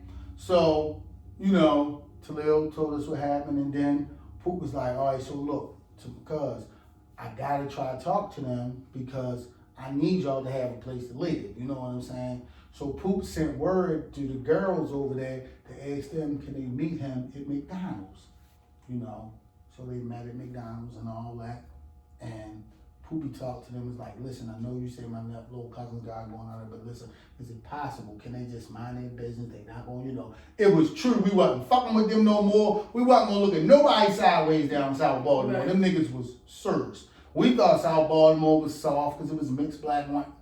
No, these niggas was gangsters. Straight like that. So it was like, so Poop actually set up the meeting, was asking them, like, can we, you know, is it possible you're wrong? I'm like, you know, whatever. And the dudes was like, all right, they was like, but that other motherfucker talking about Fatty Pooh. If we see him, he dead. Mm-hmm. So we like, you ain't gotta worry about it. He definitely not coming down there, whatever. They said, all right, them niggas can stay down here. And Kendra, probably about 40 minutes after everything gets squashed, here come Fatty. So he was gone the whole time, but he wasn't gone because he was running. Fatty was gone because he was trying to get ammo and guns and all that to go to war with these niggas for shooting at us like that. You know what I'm saying? So Fatty Pooh and Tiptoe Dirk, that's Fatty Pooh's oldest brother. Is he still living? No, he did too. So Fatty and Tiptoe Dirk come in the motherfucking house. They come in Mama Shirley's house. We sitting in Mama Shirley's house like, boy, damn, yo, glad, you know what I mean? Them some serious niggas, yo. We all, you know, this is shit we on like, yo, them niggas wasn't playing with our ass. You know, we smoking weed, chilling, talking now. And we hear Mama Shirley got these metal steps coming out front. Boom, boom, boom, boom, boom. Like, what the fuck is that? Here come Fatty Pooh and Tiptoe Dirk. These motherfuckers coming out. We like, yo, what the fuck, yo? So we taking out the book, yo, we gonna kill these niggas. They got book bags with guns, masks and the motherfuckers and all that. Yo, let's go get these niggas. We like, yo, hold up. Yo, the beef is over. They like, yo, fuck you mean beef? Nigga, the shit is done. We almost got killed, you know what I mean? It's like, oh yeah, oh no, fuck that, we gonna go get them. So Tiptoe with the shit, Fatty with the shit, we like, listen, it's over. Poopy squashed it. This shit is over with. War over. You know, whatever. So he like, so, you know, Fatty, Tiptoe Dirk, so y'all don't need me? Tiptoe Dirk like, so Fatty, no, we good, whatever. You know what I'm saying? So Tiptoe Dirk leave, Fatty Pooh stay. We like, look, Fatty. So Fatty, let's go get some drinks with look, hold, Fatty, look, check this out, yo. The niggas told us, we're good, we can live here, but they bet not catch you, yo. And he was like, man, fuck the niggas, yo, yeah. Fatty, Poopy said it, you can't live down here no more. Like, you know, he was a little upset or whatever, but he understood. He was like, all right, cool. You know what I'm saying? So that was the first time. Shit, the second motherfucker. What was my second attempt? The second attempt of my life was... That was the first attempt. The second one... Oh, the second one was up on Emerson, off of Emerson Avenue, you know, had enough. It was over a girl, but not over a girl, you know. Dude thought that... How old were you then? 19. Okay. That's the first time I got shot. So the first time, 17 was just an attempt. 17 was an attempt. I actually got hit. So, yeah. So a girl that used to hold my drugs in her house when she younger than us. She used to hold our drugs and all that. I hadn't seen her in a long time. I never fucked her. Wasn't fucking with her. Nothing like that. No shit like that. You know what I'm saying? And I happened to see her. She rode through Emerson Avenue, coming from Harbor Park movie theaters on the bus. Saw me, road Tacoma, all out the window. And I'm like, oh, what's up? She's like, how you doing? She's like, come holler at me, come up my house. So I come up there later. You know what I'm saying? I pull up in an all white Legend with the, I think it was white with the grays on the side, whatever. I pull up, I jump out. You know, I'm funky fresh. You know what I'm saying? I pull up. And I'm go up there to holler at it, unlike it used to be. Now niggas chilling on that block and shit like that. You know what I'm saying? So the neighborhood's changing. The neighborhood done changed where they hustle on her street. You know what I'm saying? They hustle on her street. So I'm hollering at her and whatever, and you know, and I noticed that this dude, he keeps saying something to her, and I kind of noticed that he feels some kind of way about her talking to me. And I see his like attitude and all that, so I was like, yo, it ain't like that between us. And he still was kind of like mad, but he wasn't being disrespectful to me. He was like, you know, basically ain't want to hear that shit. He kept telling her, girl, come in, this and that. Like every time we talking, he'd call her over there, bring me my chicken box. And she brought the food back over and she came. So when I said whatever I said to him, I'm like, yo, it ain't like that. It ain't like, I ain't never eating this food and all that. So I could tell like the attitude, the vibe I'm getting. I was like, yo, fuck that shit. I was like, yo, shorty, fuck that shit. Yo, I'll be back. So he took as me saying, I'll be back, as I'm gonna go get something. Cause I said, yo, I'll be back. So you gotta watch how you talk in the streets. You know what I'm saying? Like, yo, fuck that shit, I'll be back. So I'm saying I'll be back, like I'll wait till y'all ain't around, I come holler at you another time. Basically, that's what I do. Right. You know what I'm saying? So I go to jump in the motherfucking car. So I jump in the motherfucking car and I get it to neutral, and then I hear some shit. And I look up and this motherfucker on the passenger side. Oh, you gonna get a gun? You gonna get a gun? And he got his gun in his hand. And I'm like, what the fuck? Like, I look up and I'm like, I'm lost for words about can't say my windows rolled up, you know what I'm saying? And I'm like, what the fuck? Like, you know, about to say, yo, ain't nobody getting nobody, you know, whatever. And she, no. She grabbed him because his gun was in her vestibule. Behind, you know what I'm saying, behind the door. You know, so he ran and grabbed the gun thinking that I was coming back to get him, or if I had it, I don't know. All I know, the nigga was on it, and he had his shit and was right there on my ass, and I got the bitch in neutral already. And I was like, what the fuck? You know, and that motherfucker just started letting that bitch go. Bop, bop, bop, bop. So my shit in neutral, so all I know, I'm in a tight ass situation, I'm in the car. So I gotta start like ducking my mom. All I know is to protect my head. So I'm moving around in the car as this motherfucker shooting. And he literally like on the passenger side. I'm in the driver's side. Hit the passenger window and lighting this bitch up. And the car was all right. By the time that motherfucker stopped shooting and the car had drifted because it was in neutral. So my foot off to get the car just drifted. I'm just like jumping all around in the car. And by the time I realized what the fuck, you know what I mean? Shit happened so fast. When I ain't hearing no more shots and shit, I'm like, what the fuck? Look up, and, you know, put it in park. Everybody gone. It was a summer day, and summer night, matter of fact. There was a lot of people outside at first. After this, it's gone. It's like a ghost town. So I get out the car, I'm like, damn. And I look at the car, my car like looked like Swiss cheese. And I'm like, what the fuck? Like, damn. I don't even know I'm shot at the time. So I'm like, what the fuck? God damn. Like, you know, like, oh man, so my baby mother, she wasn't my baby mother then, but she my baby mother now. My daughter, my oldest child mother, aunt got the car in her name for us. So I always got in trouble with the car, like speeding from the police. So my aunt used to always have to go get it from out Pulaski Highway, the pound.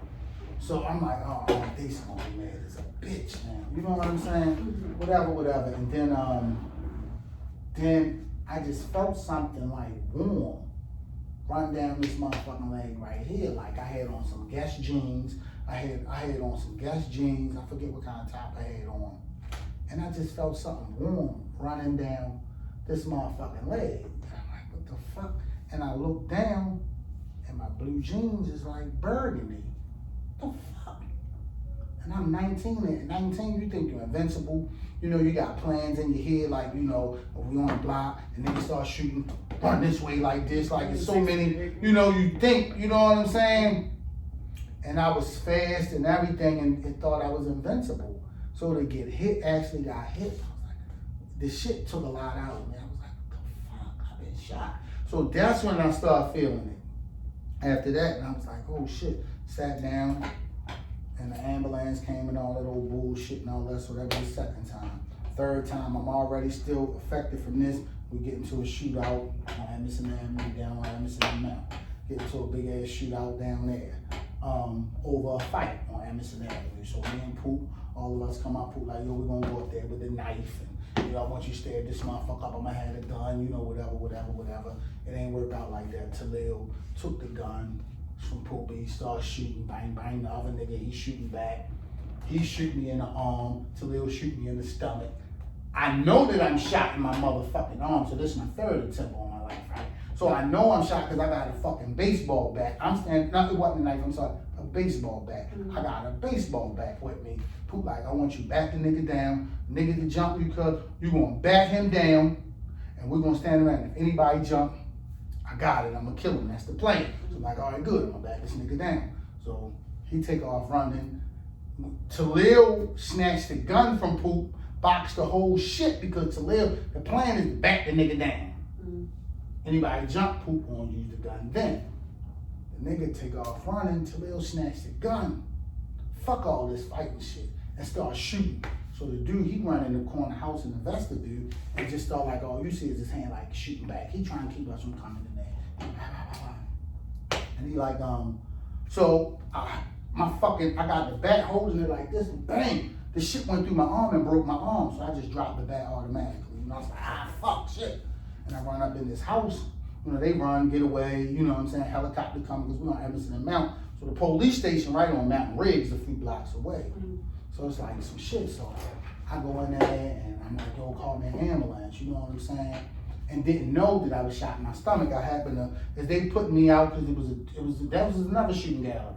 But they telling me, look, you gotta get out of here, you can't die in here. And I'm like, yo, I ain't gonna die, I'm only shot my arm, I'm good. They're like, yo, get out. I was like, call the ambulance. But you shot in your stomach too? Didn't know it at the time until I'm going down the steps, so I'm mad at them because they sell weed for me. You know what I'm saying? I'm like, oh, yeah, bitches gonna put me out like that? And you know, I don't fuck with the police. And they tell me, go outside the ambulance, you know, the fire truck outside police, explain to them and they'll take care of you. I'm like, yo, I don't fuck with, you know, I ain't fuck with the police or whatever, so I'll get outside. So you know, as I'm walking down the street, as I'm walking down the steps, I'm shot in this arm, but I see blood on this side of my motherfucking t-shirt. And I'm like, what the fuck? I'm like, how the fuck blood get over here? And I know I had reached a nut. I'm like, what the fuck? Lift up my shirt and I see blood. I'm like, bitch, I'm hit. So I got hit in this arm by the dude. Talil standing wild with the gun. Bang, bang, he behind me, shot me in the motherfucking stomach. So that was the third attempt on my, South Baltimore. Whichever one I said? By the girl house. By the girl house when I got shot in my leg, and then when I got shot in my arm and my stomach. So that's the third. That's the third one. The fourth one was when after Poop got paralyzed, we beefing with the whole Emerson Avenue. Niggas ran down, you know. At the gas station? No, not the gas station. That was another time. And Talil went to go see Michi and his son, his baby mother, and we wasn't supposed to be around Emerson Avenue anymore because the beef was on. The beef was on. The niggas was trying to kill us. So motherfuckers pull up right next to us. We're in Talil Volvo. These niggas pull up right beside us. And somebody alarmed them, told them, yo, the niggas down here. And niggas pulled up on some serious shit. Pulled up in the Volvo. We're in the Volvo, they pull in the Volvo. And start letting that motherfucker go. And we were like, I'm behind the driver because Talil had a driver. Talil inside his baby mother house now, chilling. So Talil, the passenger seat was empty. The driver was right here. I'm behind the driver's son, little boy in the car, and Diablo on the back passenger side. So as soon as they pull up, we see it. Bam. We try and get the fuck out the car. I can't get out on this side, so I gotta wait for all these motherfuckers to get out, and they shooting already. You know what I'm saying? I make it out the car. Diablo run around the back, and Dick had a pigeon coop out back at the back of their mother house. So Diablo hiding in the pigeon coop or up under the motherfucker something. And I'm stuck outside on Landbell, and these niggas licking off in my ass. So it ain't nowhere to go. I'm trying to knock on doors, like trying to run through people's house or whatever, but I can't. Because nobody door unlocked. So these niggas, they pow, pow, pow, pow. So like if I try to run this way, the driver drive up, back up, like I'm trying, and that's how they doing. It's like I'm playing dodgeball basically against bullets. And then, so they let off, bang, bang, bang, bang, bang, bang. Then they pull off. I'm like, these motherfuckers went up Landville, past Appleton, got towards Monroe, bust a U-turn, and came back. I'm like, bitch, so now the other one's shooting, now the driver's shooting, because the passenger was shooting at me the first time. Now the driver, I'm like, oh, bitch, like, soon as I thought I was gonna catch my breath and like, whoosh, they gone, the motherfuckers came back. They was on it. Bang, bang, bang, bang, bang, bang, shoot up, thank the Lord, I didn't get hit. So that was my fourth time. Mm-hmm. Fifth time was, that was the fourth time. What the fuck was the fifth time? I'm sorry, backtrack. No. Before that, one of the times, so that wasn't, I got the order wrong.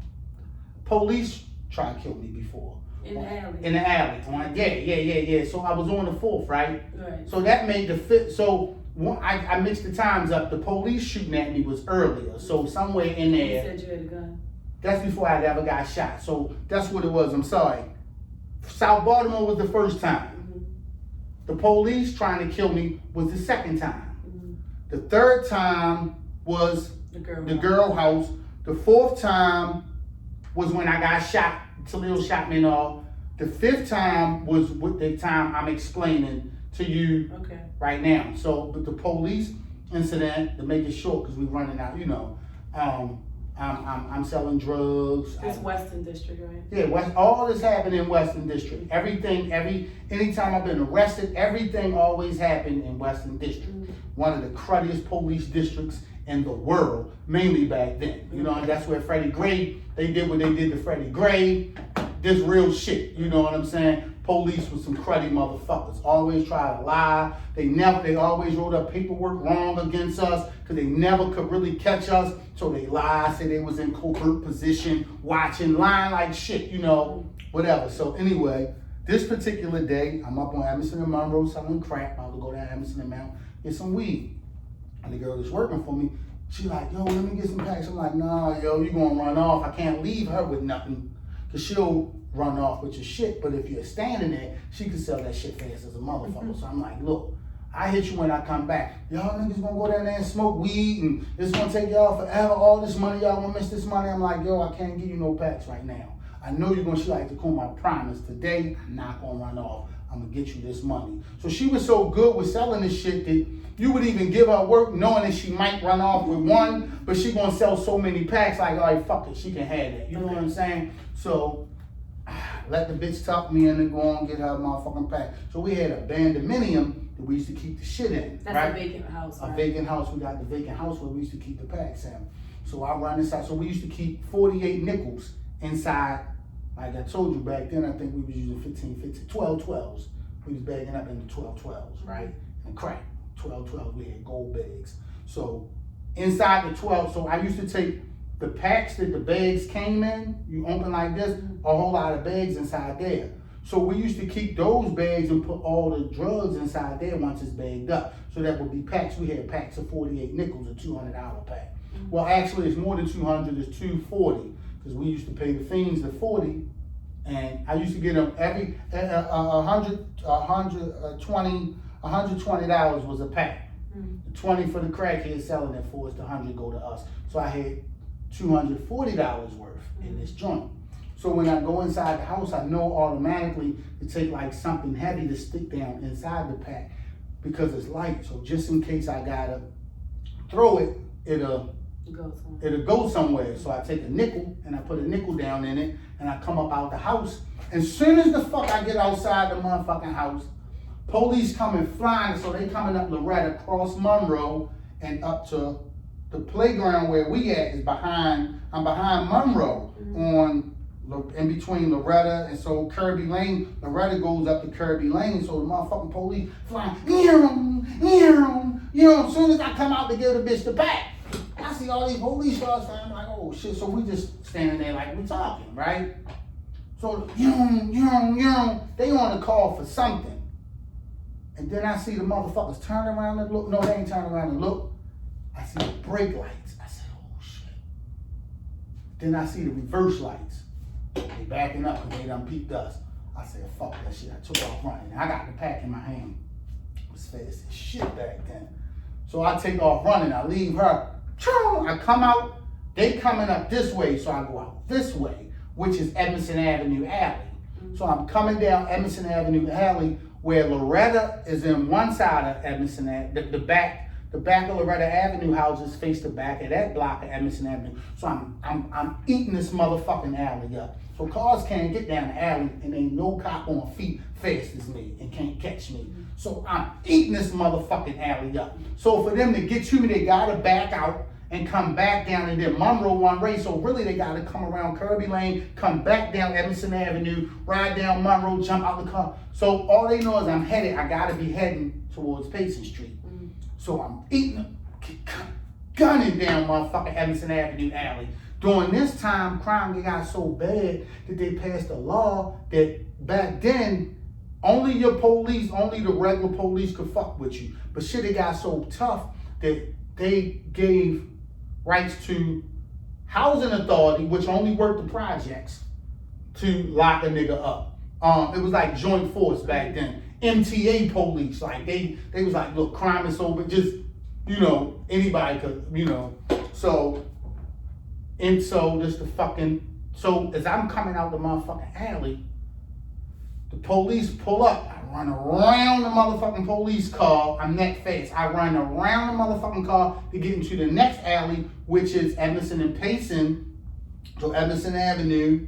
It's Edmondson Avenue and it's Payson, Miss Gwynhead, the corner house. So I come running out, run around the police car, and I'm going in that alley, which leads to Bryce Street Alley, right? So Bryce Street Alley and Pulaski Street Alley, they the two alleys, so I'm in the alleyway. So I still got the pack in my hand because I never threw the motherfucking pack. So I'm so fast, the police to try to cut me off right there. By the time he was able to get out of his car, I was already in Bryce Street Alley. So I got a big lead on him, get rid of this motherfucking pack. So I take the motherfucking pack and I hung that bitch. And that bitch went all the way up, damn near to the roof, smacked the wall, and slid all the way back down. The shit cut off or whatever. I say close or whatever. So I was like, oh shit, you know what I'm saying? So I ain't got that much time to go grab it again. So I just said, fuck it, and I keep running. So by this time, the housing authority cop get in the motherfucking alley. And he like, freeze. I keep running. Freeze or I'll shoot. I keep running. Next thing I hear, wow, the fuck? Oh shit, so what the fuck? They're shooting at me. Wow, wow. I'm like, oh shit. So I'm running fast, like my heart racing and God damn it, this bitch ass motherfucker shooting at me. So I come up out the alley, so I had a jacket on. As I take the jacket off and I throw it. So the whole time they calling like suspect running, whatever. So I come out on Franklin Street. It was a motherfucking accident right there at the corner of Pulaski and Franklin. Nothing to do with us, it was an accident, so the police was right there. So I come out the alley, so they get in the car already like, and they had nothing to do with this. So it's like, suspect running, So I come up out the alley. I guess they had my description. They got on jacket. I threw the jacket, so as I come up out, I see them. They don't see me right then and there. So I start walking like calm, like I'm walking like I'm not the one that's being chased. And I got this bitch beat by so much that if I can just make it around, I could probably get away or whatever like that.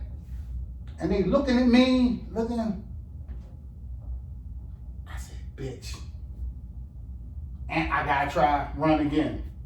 Because they clearly know that I'm the one, the motherfucker can't fake this out. Fuck it. All I could do is try to run past them. There's nowhere else I could go. Try to run through them motherfuckers. Them bitches pick my motherfucking ass up. Boom, slam me on the ground. You know what I'm saying? Throw the cuffs on me. They charge me with attempt murder on the motherfucking police. Police lied on me. Western District, one of the cruddiest, they lied on me. You know what I'm saying? Said I was shooting at the motherfucker. I'm like, we had big lawyers back then, so I'm fussing. I'm like, you bitches gonna pay, I'm gonna sue Western District, y'all the worst, Howard Carter ain't gonna sue y'all motherfucking asses, And I kept saying, because all I kept saying is I did not shoot at the police was shooting at me. This bitch was trying to kill me. So my story is so convincing, and they know how cruddy they are. The way I'm talking, I'm like, yo, y'all bitches, yeah. So they like, the police kind of tell that I'm telling the truth. And this motherfucker that said I shot at him, something ain't sound right. And they see how adamant I was about I didn't do it. And y'all bitches gonna pay for this, yada, yada, yada, yada. So I know the law, partially. And I was like, God, I said, so when y'all get me down the station, I said, y'all gotta test my shit for ballistic. Y'all said, this bitch said I was shooting at him. He was trying to kill me. Test the ballistics gonna show that I ain't do shit. You know what I'm saying? Because he said I shot at him. Then he started shooting at me. You see what I'm saying? So if I shot at you, I gotta be ballistics, gotta be on my fucking hand. You know what I'm saying? So when I'm telling them take the ballistics, they're like, that's we might got something there. You know what I'm saying?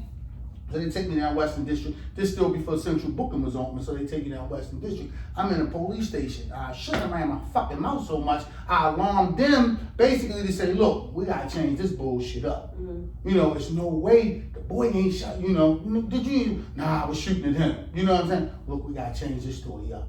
So bang, I think I'm a jailhouse lawyer. I can't wait for my paperwork to get there. I'm like, ooh, I'm gonna tear their ass up. Howard Cardin represent me on all my cases. I got money to, you know what I'm saying? So I was like, I'm gonna work their motherfucking ass. These bitches gonna get it, right? So they slides the paperwork under my cell. I read the paperwork. It no longer says that I shot at him and he started shooting. It says that I ran, I got past all this and that and that and that. And as I'm running, I turned around in the middle of the alley. I pointed an unknown, small, black, unknown caliber pistol at him. I pointed it at him. He feared for his life and or bodily harm and discharged his gun and started shooting at me. I turned around, threw the gun, and kept going.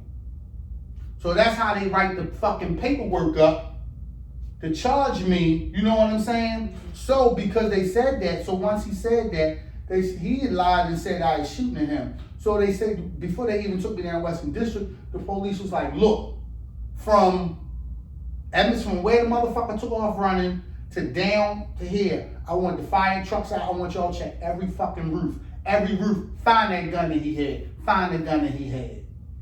So I know I ain't had no fucking gun. I know I had a pack of crack. So I'm saying to myself, if they find crack, I'm good. That ain't got nothing to do with this. You know what I'm saying? I was just praying they didn't find a gun. Because it was easy that they could have found a gun somewhere around that motherfucker. You know what I'm saying? But, you know, thank the Lord, they never found no gun. You know what I'm saying? And, you know, so I had Howard Cardin represent me at the time. It was the police. He did now, Officer Haley. The one that was shooting at you? No. No, that was another case. I'm sorry. No. I'm sorry. I end up. So what happened when I kept going to court for the case? They was trying to get somebody to collaborate with what the fuck this crooked cop saying. No, none of the police from Western District really wanted to deal with this. Basically, nigga, that's on you. You housing authority. You shot at that man. It was a black man? Yeah, it was a black police officer. Yes, black cop. You know, housing authority that was shooting at me. You know what I'm saying? Housing authority used to wear the gray uniforms. Dark gray, right? Light gray, dark gray, whatever. They was housing authority. And normally they don't be up our way. They in the projects. But this bitch ass motherfucker, because of the law, they able to do this shit together. And what had happened, somebody had robbed their armored truck. That's why they was zooming through looking for whoever robbed the armored truck. And happened to see me, and I was about to give her this fucking work. You see what I'm saying? Okay. So that's why they really backed up. So that's what really it was all about. So anyway, I end up, so they was trying to get people to come to court. They had Mr. Mack come to court. And I say, Mr. Mack, like, oh, Mr. Mack, what you doing there? Like, the police trying to get, I said, yeah, that's my case. So he was like, well, I can't testify against, whatever. I ain't seen nothing. I know, Tacoma, you ain't do this shit. So I'm like, all right. So Mr. Mack went there and told the prosecutor, look, I had nothing to do with this. I didn't see nothing. I know I ain't seen nothing. And the police was trying to get me to say it. I won't say it. So I'm like, all right, they're going to throw my case out. They still didn't throw the case out. They're like, we're going to get another witness. Postpone my shit. Excuse me. My lawyer there ready to go to trial. Ready to fight this shit. State, we want a postponement. We're going to get a witness. So the next time I come to court, I'm sitting on the bench inside the courthouse because then I sent my shit downtown now. You know what I'm saying? I'm sitting there in the courthouse waiting. So are you detained this whole time? No, I'm out on bail. Okay. We had money, Okay. always got out on bail and all that. But if you wouldn't have had money, you would have been detained this whole You time? motherfucking right. Okay. You motherfucking right. But we always got out on bail and shit like that. So now the next time I go to motherfucking court for this shit, I'm like, I'm sitting on a bench in front of the courtroom, right? So I'm waiting for 9 o'clock to go in. Bitch ass motherfucker that shot at me. He walked past me. You know what I'm saying? I'm looking like this bitch ass motherfucker. You know, just a bitch that tried to kill me. You know what I'm saying? For nothing. He walked in the courtroom early. I'm sitting outside like a bitch ass motherfucker. So I'm hot. I'm sitting on the bench out front. I'm mad as a bitch, right? You're 19, right? I'm younger than 19. Okay. 19 is the first time I got shot. Okay. So I You was like younger 18. than 18. I'm Okay. 18 at the time, yeah. So they like, so a housing authority police officer, lady, tall, beautiful, tall, pretty woman, you know, she walked past me. Now I'm already hot because this bitch ass nigga done walked in the courtroom. My life on the line, my freedom on the line for something I didn't do. You know what I'm saying? These bitches got me, you know, attempt murder on this motherfucker. You know what I'm saying? Whatever. So I'm like, damn. So when she walked past, I'm sitting on the bench and like almost in the middle of the bench to sit out in front of the courtroom. She like, excuse me, can I sit down beside you? I'm like, no, I said, y'all motherfuckers got a lot of motherfucking nerve. She like, huh? I said, you bitch, that's right, y'all motherfuckers got a lot of nerve. Y'all motherfuckers trying to kill me, and then y'all come down this motherfucking ass and you sit beside me and this and that. So I'm lit, so I'm going off. She sit there and listen to me the whole time, let me finish everything I was saying. And she said, baby, excuse me, just for your information. They brought me down here because she was housing authority, so I'm thinking this the fucking witness they got. And she gonna testify that, yeah, she seen everything. She said, listen, sweetheart, with your mean ass self, something like that. She was like, I came down here today to tell them that I didn't see nothing because I didn't, and I wasn't even there. And none of the other police or nobody want nothing to do with that. He was wrong. I was like, so it kind of like shut my whole mean, you know, upset thing down. And I was like, I'm sorry. She's like, no. Don't give me that I'm sorry shit with just, you know, your mean ass self. I'm letting you know that for real, you got a suit case. You could sue the state of Maryland Police Department. You got a case against them. And I'm not testifying. I'm like, oh, I'm sorry. You know, I said, she was like, but she was beautiful and she was nice and all that. I went off on her wrong. Right. You know what I'm saying? She was going to sit down beside me to tell me, look. But you know what I'm saying? I came off on the offense, you know, whatever. And and they end up throwing the fucking case out against me. You know what I'm saying? Did you sue? No, I had so many other open cases because I always got locked up. I was like, oh, I probably had like 3 cases, so this was one down, 2 to go. You know, I just wanted, all I want is the case to be over with. Okay. You know what I'm saying? So I could fight these other cases. So that was man. So South Baltimore. It was Police. the police. The girl house. The girl house. It was when. So Talil shot you and Talil shot me and in my arm, and then the time when I made the car, that made the 5th time. Uh-huh. The 5th time is when we in the car, you know what I'm saying? And they pulled up and shot into the air, it was under the pigeon coop, so that was the 5th time. So the 6th time was when we were, let me see, the 6th time, that's the beef with Jabril. By the time, you know, years later, Jabril got in the beef, you know, we all in the beef, whatever. Me and my wife, we beef yakking at the time, so we ain't married, but she already had a little Tacoma. She went got her own place, I got my own spot and all that, so we gotta go get Pampers and shit for Tacoma. So, me and her, so she parked down Grandma's, and I know I don't belong down Grandma's because we beefing with the whole neighborhood down there now. So, but my heart is like, can't nobody run me from around my grandma, whatever. So, I'm sitting in the truck with her. We just came back from Walmart getting his Pampers and all that. I got my Lexus parked behind her truck. I got out, started it up, jumped back in. I got the music playing and everything. And I'm sitting there with her, talking to her. I said my goodbyes, kissed little Tacoma. They pull off. I go jump in my motherfucking Lexus. I got the music blasting so fucking loud, right? I pull off, come off Fed, turn right on Wheeler. Made the right, go down the bottom of Grandma Block, made the right on fucking Wheeler Avenue. And the music blasting so loud, I don't even hear motherfuckers shooting at me. Because Alexis got a mean system in it, you know what I'm saying? I had that miss shit blasting probably on 9 or whatever. So I don't even hear the niggas shooting at me, but I see my windows break.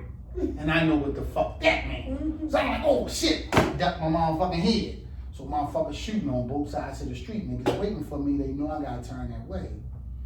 They lit my motherfucking shit up. Now I just gotta duck my head and you know, you always gotta duck your head, so I duck my motherfucking head and I mash on the motherfucking gas. But I know Lexington Street coming up. And you know if you don't turn on Lexington, you run into that dead end. Right.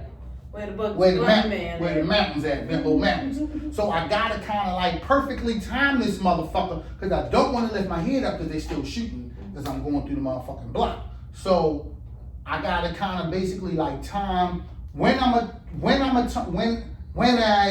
Lexington Street, am I at Lexington Street, and I figured like just mathematically I'm there now, turn this bitch. You know what I'm saying? So I turn the motherfucker and then it already started raining, right? So when I turn, cause I cannot get caught in this fucking dead end, but these niggas gonna run down on my truck, on my car and tear the fur off my motherfucking ass.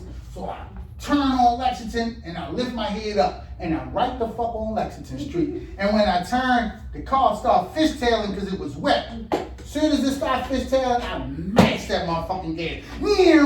And it's a stop sign at Lexington and what's that small? No, I'm going the other way. I'm going towards Monroe. So I may come off of Wheeler and make the right. Okay, Yeah, I make the right. I made the right. All I knew is I had to turn, so I made the right, so I go past, what's that, Smallwood? Okay. No, Bentlow. That's Bentlow. So I run that stop sign, because I don't even know if niggas behind me. I don't know if they're in the car. All I know is motherfuckers trying to kill me.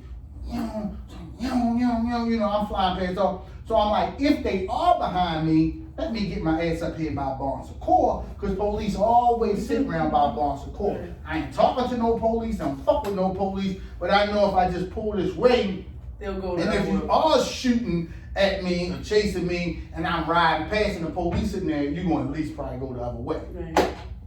Long story short, you know what I'm saying? And then now the whole time I had the phone, I called Jenny, matter of fact, I called my baby mother. So once all the shooting, I dropped the phone. So we had the bleep phones back then, right? The flip bleep.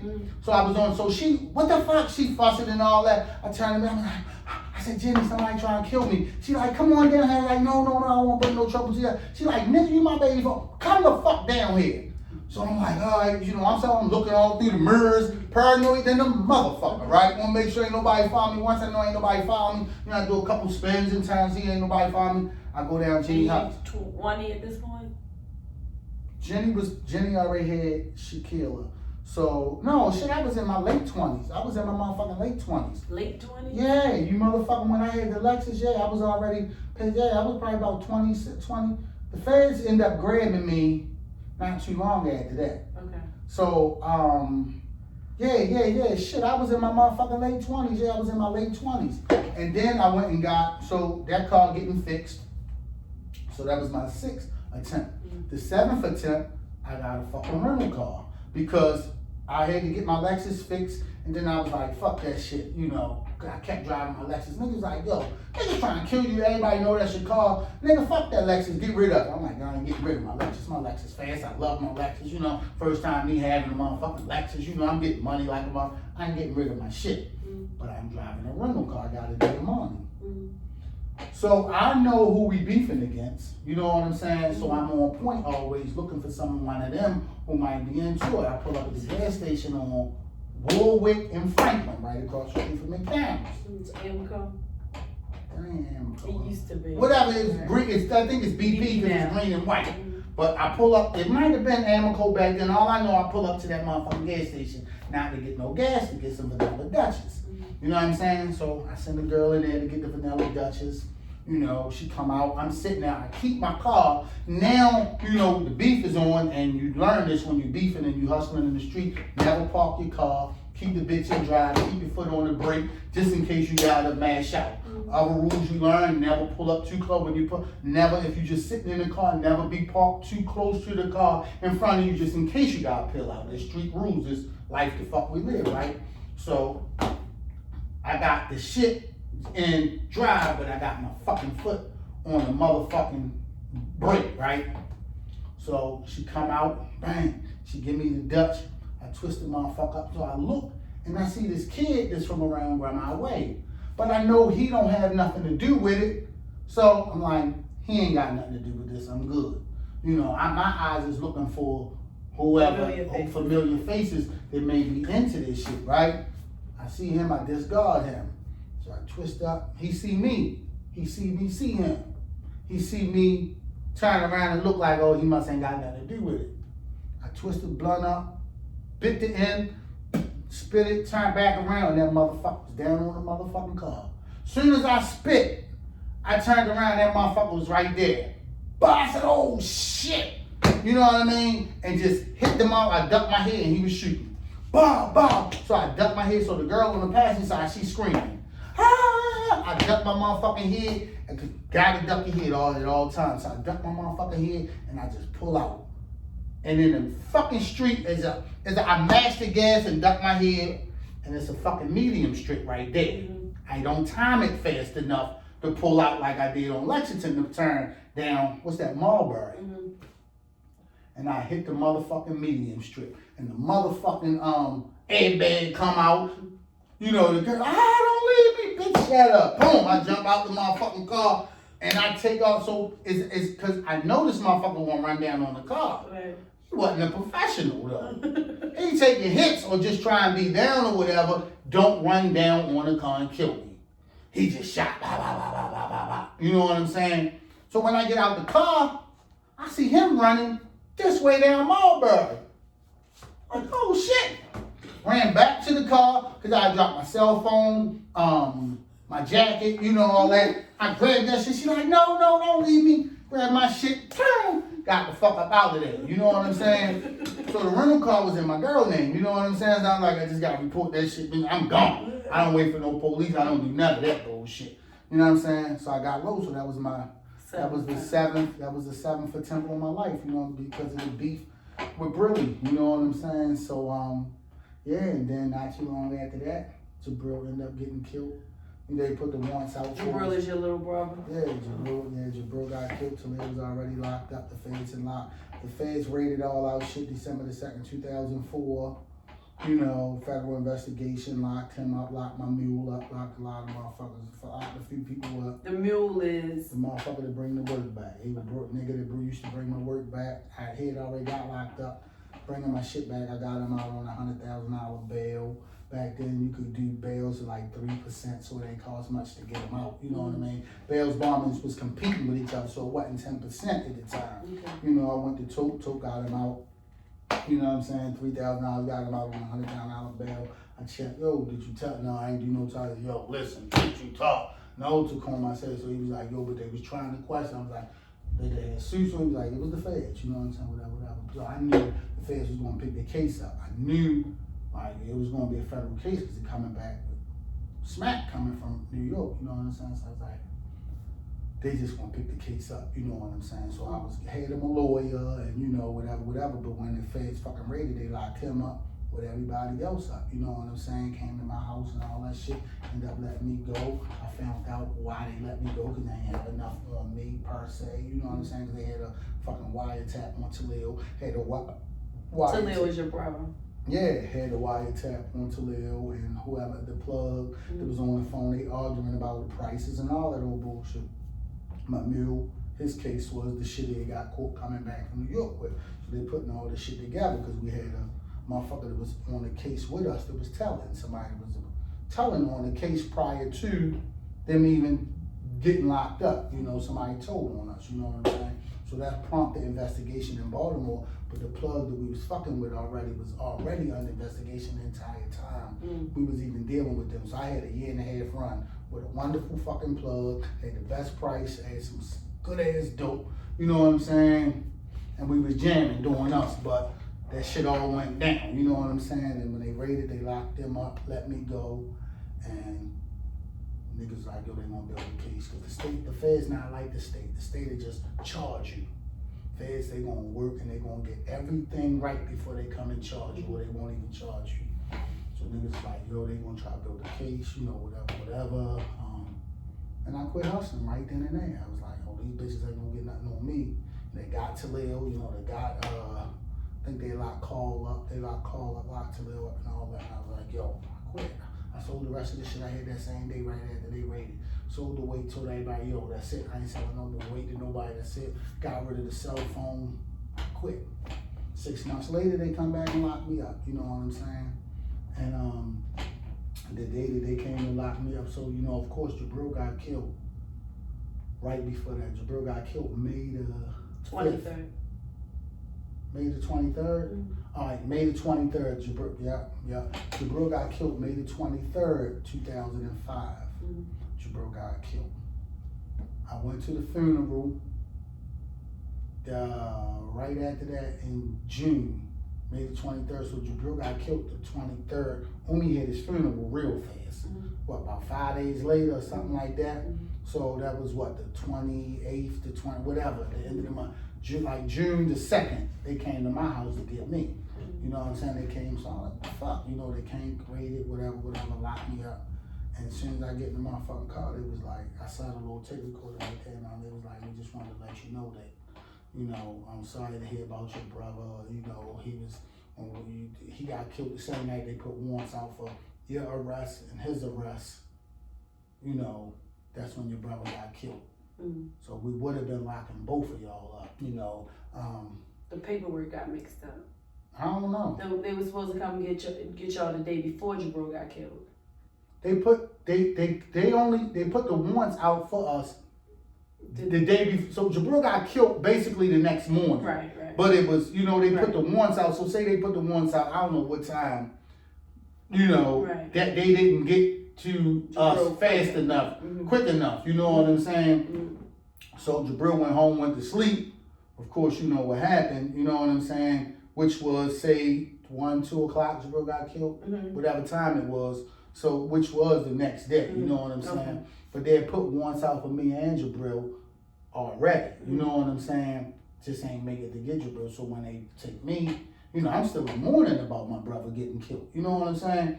So I get in the car and I see a little man's ass tape recorder on the floor. And then motherfuckers like, I'm sorry about this and that and that, sorry about your brother. No, do you know anything about that? So, hold up, listen.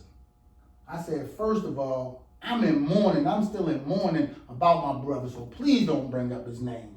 You know, I said, and then on top of that, I don't even know nothing. I said, I don't know why y'all here to lock me up. I didn't do shit. Mm-hmm. You know, so I don't know nothing. I don't know why y'all locking me up. I don't know nothing about my brother. Don't talk to me. I ain't got nothing to talk about. You know what I'm saying? And you know the rest of the story about, you know, what happened with the case and all that old shit and all that. So how much time did you do? I was sentenced to 74 months. I ended up doing close to 5 years because I got a year off for completing the drug program.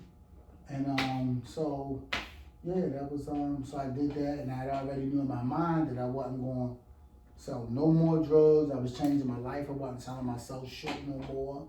You know, I had so many brush-ins with death, so I lost so many family members and all that, and it wasn't like, you know, the feds got me, that scared me. It just, I learned my self-worth, and like, this is it. You know, I'm way better than this. I ain't gotta keep risking my life, my freedom, you know what I'm saying, to make $1. I'm greater than this. Right. You know what I'm saying? That was my mindset going in. Right. So when I got out, I was like, yo, no matter what, I don't give a fuck if I gotta shovel shit. I'm not going back to this. Right. You know what I'm saying? Right. And I came to fuck home and, you know, struggled and got my little business started. You know what I'm saying? And Your big business. I'm sorry. Yeah, I mean, the time little was, businesses they yeah. can't lend 10,000. yeah, but at the time when I started, it was little. You know right. what I'm saying? Ain't had nothing, dead broke, and you No know. winter coat. No winter coat. December the 3rd, 2000. No, I'm sorry, February 3rd, 2010. I came home from federal prison to the federal halfway house. It was a few days later. It was a fucking blizzard. 2010. I ain't have a winter coat. Ain't had 10 cents. You know what I'm saying? So you much like your sister from the last interview. You do well with your back against the wall. yeah, You do real well with your back yeah. against the wall. Yeah, back against the wall and the help of God and everybody else. So as she mentioning, I loaned her 10,000. What she failed to mention is throughout the whole time me's trying to start my business, she was one of my biggest supporters. You know what I'm saying? Financially, advice. You know, I be broke as a bitch. I got a pickup truck now. Got a box truck, but ain't getting on no jobs. Ain't got gas money to get to the fucking job. And I called in Kenzie like, Kenzie, y'all need a box. She hit me off. You know what I'm saying? Matter of fact, first box truck I ever got, she fronted me the money. She gave me $1,000. Remember? Gave me $1,000. We about to go to Philly. And I begged the guy not to sell the truck. He was like, look, I'm going to sign the lease. I'm going to sign. She was right there. I'm going to sign this shit on. I'm going to put your name on it. Just come back. When you come back from Philly, give me the money. Kenzie gave me the money. I was like, just give it back to me when you do your taxes. I know you're going to hit her off. You know what I'm saying? So business is always up and down. Definitely. You know what I'm saying? Definitely. I thank you a whole lot for having this interview with me. Yeah, I think it's so important this is for Boss Talk, beating obstacles, statistics, and stress. And I don't know of any obstacles this large. I'm sure everybody got their story about, and you know what, I must say, and I'm not discrediting anybody's story, but I've been in many arenas where I've heard people talk about their stories, but none started a shoe shine business at 7, ashtrays out of clamshells when they was 7, had 7 attempts on their life, and here to tell the story. So as you all know, we've lost 2 brothers, cousins, family members, but to just know that Tacoma is here to still tell the story is the inspiration that I want Boss Talk to be for and others. Completely legit. And completely 100% legit. 100%. Not only 100% legit, Nation's best. but going back, making sure he moved families forward. And that's in the literal term. Not just about the actual move job, but hiring people that were in his situation and understanding the importance of giving back. And that is so, so important. So I'd like to thank you all for listening today. I thank you, Tacoma. Tacoma definitely needs to write a book, and he is definitely going to be... told my life story. Yeah, but that's all right. He's definitely, he left out a whole lot of parts, a whole lot of, believe it or not, there's a whole lot missing. It can't be told in one day, but it can be told in a series. So when he writes his book, we'll talk more about that. So again, this is Success Story in Real Time. My name is Nkendra Yassine, author of Boss Talk. Get your copy today. It will come out July 17th, 2021. Her birthday. My 40th birthday. I know. 3 days after mine. all geniuses are born in July. So again, thank you. Get the book Boss Talk out 7/17, and the website is www.bosstalk71721.com. Have a great day. Thank you.